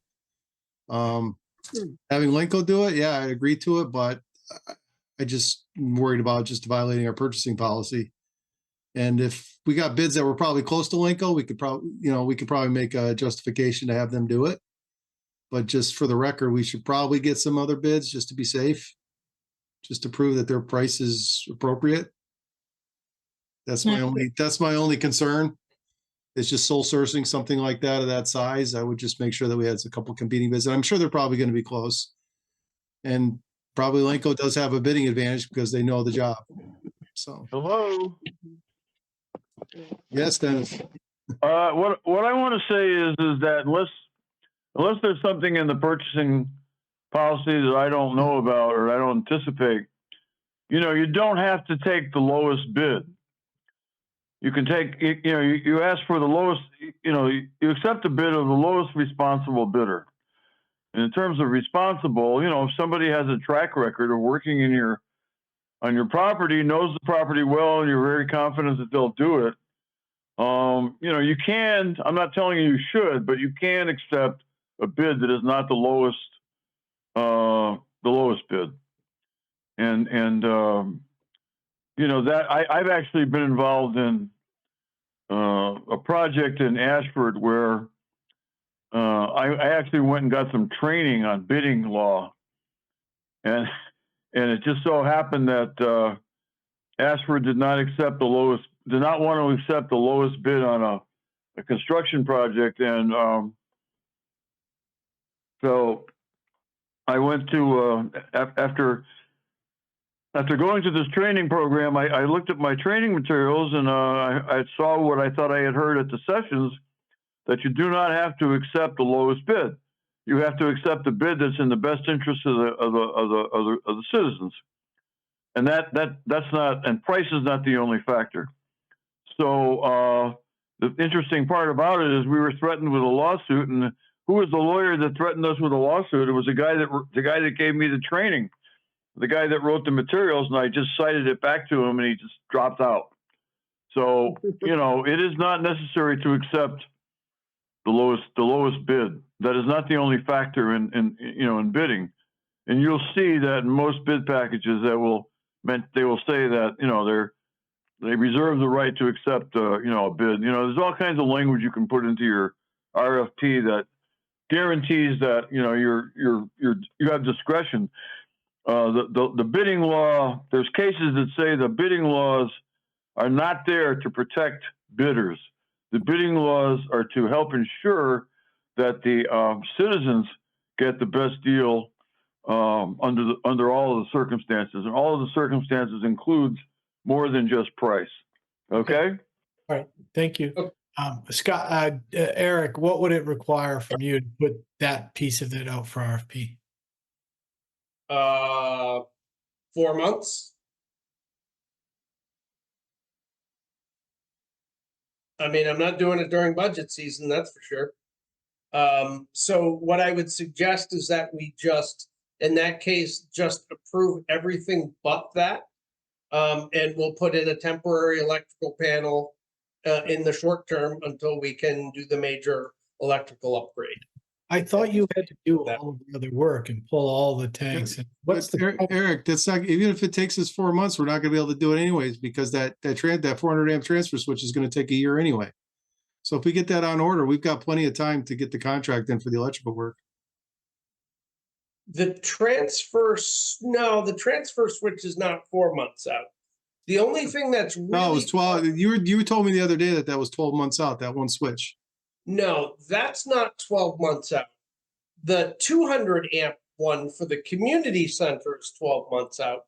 They can get the 400 amp ones. The one that's really far out is the replacement meter socket, because the building official is going to require us to meet current code, because we got to replace the connectors to it because they're so badly corroded. So okay, that was the discussion. That is a long way out. But we still have to switch that out for the town hall, correct? Yeah, eventually. But what would happen is if you were doing the whole thing now, he would set the panels up the way they should be set up. Yep. And just keep the permit open, because you can keep the permit open for a year or two. And then eventually when you get the and put the ATS in when you get that, and then do the meter socket when you get that. But it sounds like if you want to go to RFP, and I'm not arguing against that, because I agree in many ways that's probably the correct way to do it. But it's going to take me a shitload of time to write up an RFP that's comprehensive, that explains exactly what we're doing, and do it without stealing all of Lenco's work. Okay, right? so Can we? wait. So it'll take you a long amount of time, or a significant amount of time? Yeah, it's not something I'm going to do now a budget season, that's for sure. Okay, I'm just worried about my time, my language thing. Long time. It's gonna take me a long time. Okay, now, Jeff Murray, ask your question, and Well, the question was, we're doing this with propane, right? You didn't have an RFP for that. You basically just kind of said, I need a couple tanks and lines, correct? he got quotes They got quotes. in our package. So I So why couldn't we walk through just a couple electrical contractors and just get some budgetary quotes? And just to make sure the Lenco's in line with the competition. I just want to make sure we have a sanity check to make sure that their number's good. And if their number's good, then I'm fine with it. Well, not only And that, I'm fine with that. I'm just saying that that is going to delay everything else, and that's okay. And the alternative is really just doing a temporary service to feed the HVAC upgrades so we get that actually going. Because remember, that RFP is almost a year old already. And it's already been requoted twice because time has gone by and we've changed what we wanted. So I don't want to stall that any farther and at least get that portion going. Yeah, but what I'm saying is we didn't do an RFP for the propane, correct? No, we didn't, because I figured that was going to be under, the tanks themselves would be under $15,000, which they are. So I've got three competing bids, which meets our policy. So there is no exception required for that. As far as the conduit, I mean, that's basically just a materials cost. So I just don't see a need to go to RFP if we're just talking about materials. So to me, the only thing there where it's questionable with our policy is the electrical work. And I think that legitimately either you and the Board of Finance both have to agree to an exception to our policy, or you don't, and it goes to RFP when we get around to And it, right? why, and Eric, I'm just asking this, why can't we find another local electrical contractor to get a quote, a similar quote to what Lenco is giving us, Yeah, because they don't have a statement. just to have the piece of paper? All we're trying to do is not violate our own purchasing policy so significantly. We're asking you for your help. I But you're understand still what you you're- want. Understand No, what no. What I'm saying is that if that's what you want to do, and I'm fine with that, then we commit to doing an RFP for that, and I don't have a problem with that because that's what our policy. And if I go out and get 3 quotes, we're still violating our purchasing policy. So what's the difference? So Well, we send we're violating our purchasing policy on a vendor who's done multiple other things for us over the years and has proven to be a friend of the town. And I'm not saying that lightly, and it's not like we're getting something for it, but we're just trying to cover ourselves from any criticism that residents and maybe other boards would give us for violating our own policy. Right, I get that. It'd be easier to sell to the Board of Finance if we had a baseline from another contractor. Eric, is the purchasing policy on the town website? I don't know. You reviewed it. I can I send you. reviewed it a long time ago. I'm just trying to find it now. Okay, well, And Eric, what's your timeline For what? to get, if we want to do this all together to make it as efficient and the best possible outcome, the quickest, best possible outcome that the town can get, when do we need to have an answer for you on Lenco? And today, tomorrow, 5 days from now, next meeting? What's your timeline? When are you going to start all this work? What's the timeline? Well, Public Works is already digging for the propane tank, so that's already going on. As far as the conduit goes, the only decision you got to make is whether you want to sub that out to Lenco, or you want Public Works to do it. I'm assuming you're going to want Public Works to do it because that will be cheaper. It will tie up more of their time, but it will be cheaper. So, and when you say it'll tie up more of their time, what are you taking them away from if they do that? Just road work, other projects, the parking lot. how many people are we talking about? The whole crew is going to be digging the conduit? That's a J question. I mean, there's like 4,000 feet of conduit going in. there's an awful lot of pipes and an awful lot of bending, and we're going to end up putting in a couple pull points. It's a fairly annoying project. It's a Okay, lot so of then you're probably right. We're gonna ask you to do it, and then we're gonna worry about what we're not getting done because they're doing the conduit for a long-term project. So, okay, we have them do it. And Lenco supervises. The question comes down to me, what's the timing?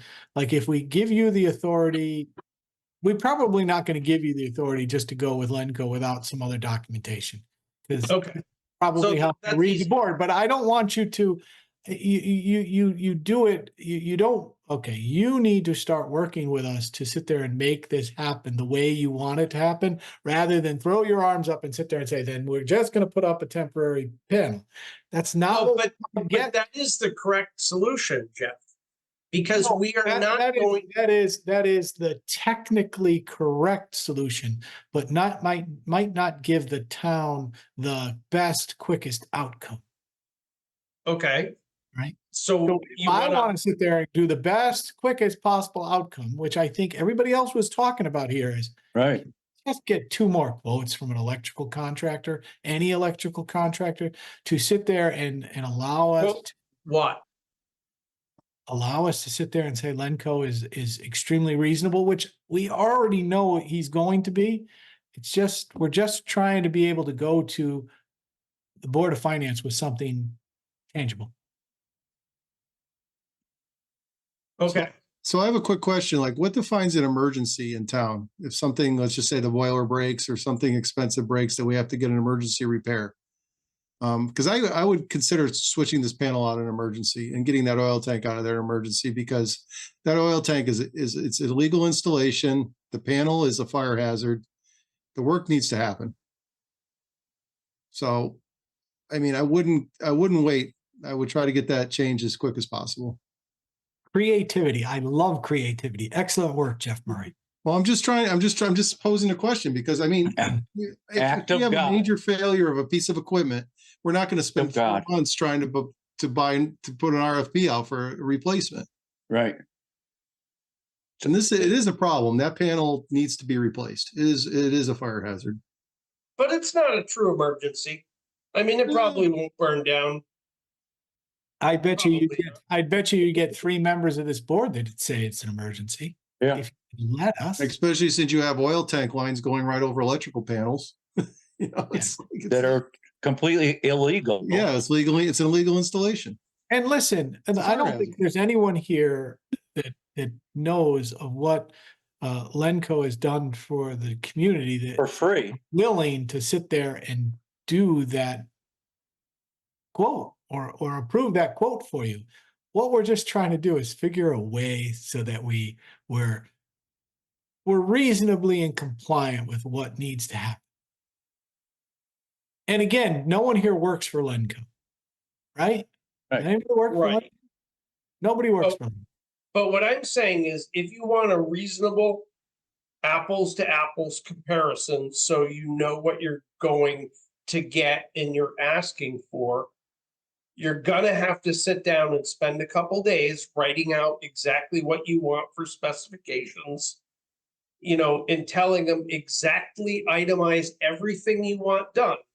And that's basically an RFP. Okay, You then can't it's just go to an electrician then and say, I'll make make the building work. I'll make a motion that we approve Lenco's quote to do the emergency repair required for the electrical work related to the HVAC and the town hall offices.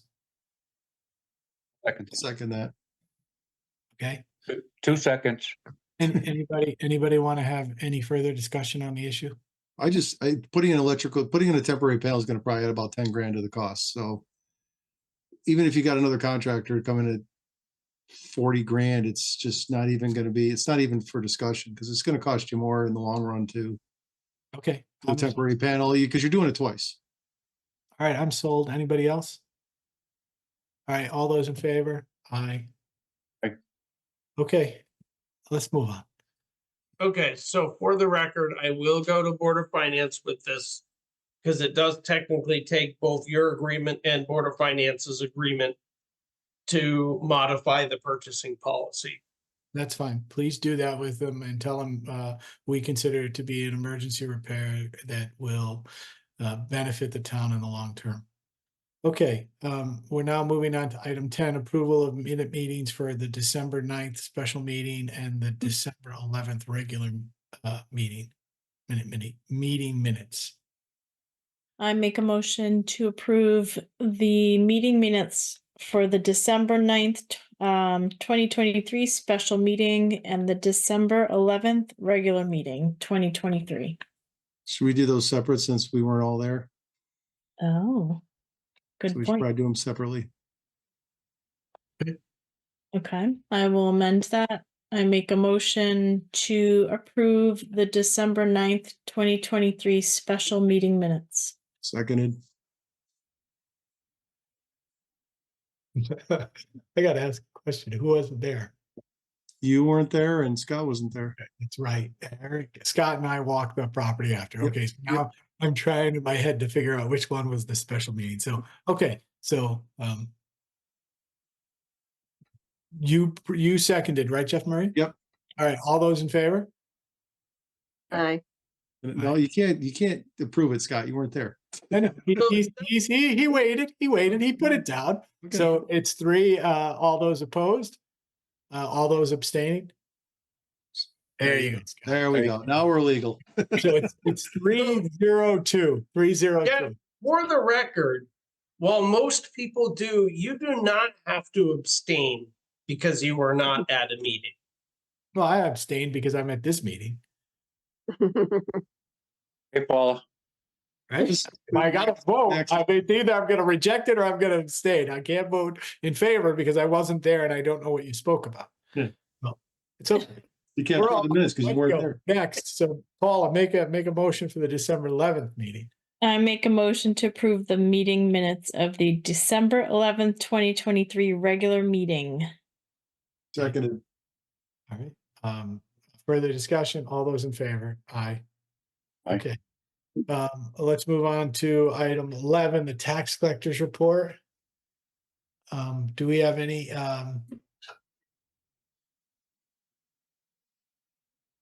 So it doesn't look like we're having any problems there. Do we have any refunds to offer back? Doesn't look like it, do we? No, the previous month you did approve one, which is still sitting on my desk waiting your signature, but I don't think there are any more. All right, then I'll be in tomorrow to sign that. Okay. And if I'm not there, then I'll be there Monday, unless it's a state holiday. Is it a state holiday? No? Okay. Probably. Pretty much every Monday is, right? All right, department reports listed here. Any questions on any of the reports from any of the individuals?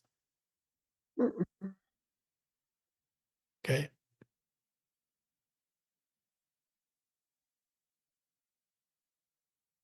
Okay. Item 13, correspondence. No correspondence. Okay, we'll move on to item 14, public speak. Diane Grenier, you are remaining from a public standpoint. Yeah, I'm still here. I just wanted to comment on a couple of things that you spoke about. One was the community voice channel. Yeah, I'm saddened to hear that they're losing funding, and I would like to support them, and I hope that you do as well. I applaud the work of Elaine Boucart and all the filming she does, and the training that they provide. It's very important. I've taken the training, and I'm surprised at how many people watch that station, the Community Voice Channel. Santa and I did an event there, and many people in the community have spoken to me about they've seen that on TV. So people watch that station, and I think it's a great community service, and I applaud them and thank them for doing that. I think they do a good job. The other one is the community garden. I hope you guys can find the funding that they need for their fencing and such. Again, I think they do a good job. It's a good group there. They've done a lot of work over there. I think the community garden and what they do is something that all Andover residents can be proud of. And I hope you can find the funding that they need. That would be a wonderful thing. And finally, I'd like to applaud this Board of Selectmen. I think you guys do a good job. I'm always amazed and impressed by the number of items that you have to take up and the things that you're juggling. Eric in particularly, I don't know where you find the time to handle all the things that you do, but I'm very, very impressed with all the different things that you do. And thank you very much. I think all the residents find what you're doing very good work. Good work. So thank you. All right. That's it. Thank you, Diane. Joanne Ebert. Yeah, thank you, Jeff. I do definitely want to make a comment. I know it was a long meeting. I think I'm gonna, I do have something important that I want to say, and I want to be intentional about it and, get my thoughts out correct, because I don't want to be critical in any way. And I feel like if I'm going to say something like that, I'm definitely going to face the camera. So it's not critical about anything that you guys, sorry about this crazy computer, but I just have a little bit of concerns about the whole LoSiP situation in general. I understand grants, and I'm always in favor of anything that will benefit the town going, everyone does a good job in trying to solicit grants and bring things into the town. But if this meeting taught me anything tonight, it's the amount of time that people are stretched. And definitely Diane just gave compliments to Eric and all that he tries to get accomplished. And obviously all of you follow through on all the meetings, as I do myself, and make sure that I listen. But this whole LoSiP thing with the connectivity grant and everything going through the middle of the town, I just think it's a huge undertaking. I'd like to know a lot more information about it. I started listening to all of your meetings and have been trying to follow it. And I know that there was a rush to get it done, and I'm not opposed to it at all. I just think it's probably going to take a lot of time. It's going to affect, I'm saddened to hear that it's going to affect 6 homeowners that have to make decisions about their property.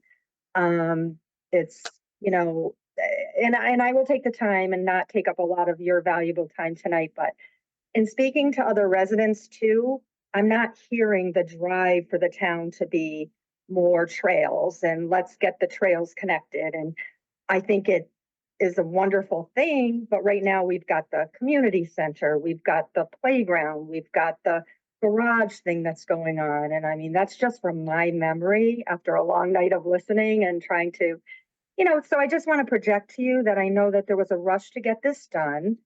And from listening, I learned that when the deadline was, that Eric wanted to get this done by, and I'm sure it's taken a huge amount of his time to prepare the grant and to get the input from the DOT and everybody else that it's going to affect in town. And such a big, and I think the negative that Eric had pointed out a couple meetings ago was that if we don't get it this time, we can't go for a year and a half. I think about a year and a half might be the amount of time people will have available to devote the amount of huge attention that's needed to a project of this magnitude. So again, I applaud all the good work and all the time and dedication that all us volunteers, you volunteers, put into the town. But, I'm not 100% on board with this without it going before the town and the town weighing into that this is something they wanted. So thank you. Okay. All right. Thank you very much. I appreciate it, Joanne. Joanne. I don't think we have anybody else left on the line. So let's move to our final item on the agenda. Before you do that, can I just ask one quick question? Are there any board members going to next Monday's Veterans Celebration? What's the date on that one? 22nd at 4:00. It's at the school? Yes. Correct. Yeah, I sent Susan email earlier saying I was going to try to make it. It just depends on my testing schedule at work. So If I get stuck there, I won't be able to make it, but if we get done early, I'm gonna try to go. I am going to attempt to make that. Okay, Can I just interject a little something? I talked to Susan, there's 47 veterans that are gonna be honored on that day from Andover. So I think it would be appropriate to have somebody from the Board of Selectmen there. I mean, we have Susan Bysowitz coming to town. It would be good to see somebody from the Board of Selectmen. Have we invited Representative Ware and Senator Rahman? I believe they have both been invited. Senator Rahman, as far as I understand, is coming. I don't know about Steve Weir, but I do know he has been invited. Okay. Yes, I will attempt to make that as well as Jeff and whoever else. I mean, we're all. I'll try to be there also. Yeah, it's just the time is difficult. If it was 6 o'clock, I could definitely go, but it's 4 o'clock's a tough one for me to try to get. Okay, I'm not traveling until later in the week, so it's a good day. Okay, so I actually I dropped my phone off of that. So where are we at? We're at item 15, adjournment. Motion to adjourn. I beat you to Motion to it. adjourn. Okay, Jeff Murray got that one. We'll give Jeff Murray the motion. Paul, are you going to second that? I'll second that because he expertly gave the meeting minutes for the special meeting on December 9th. So good job. Okay. All right, all those in favor of adjourning? Aye. All right, thank you very much, everybody, for attending. Dennis, thank you for all of your time, and Diane, thank you for staying on with us, being the last person standing. Yeah. All right, thank you, guys.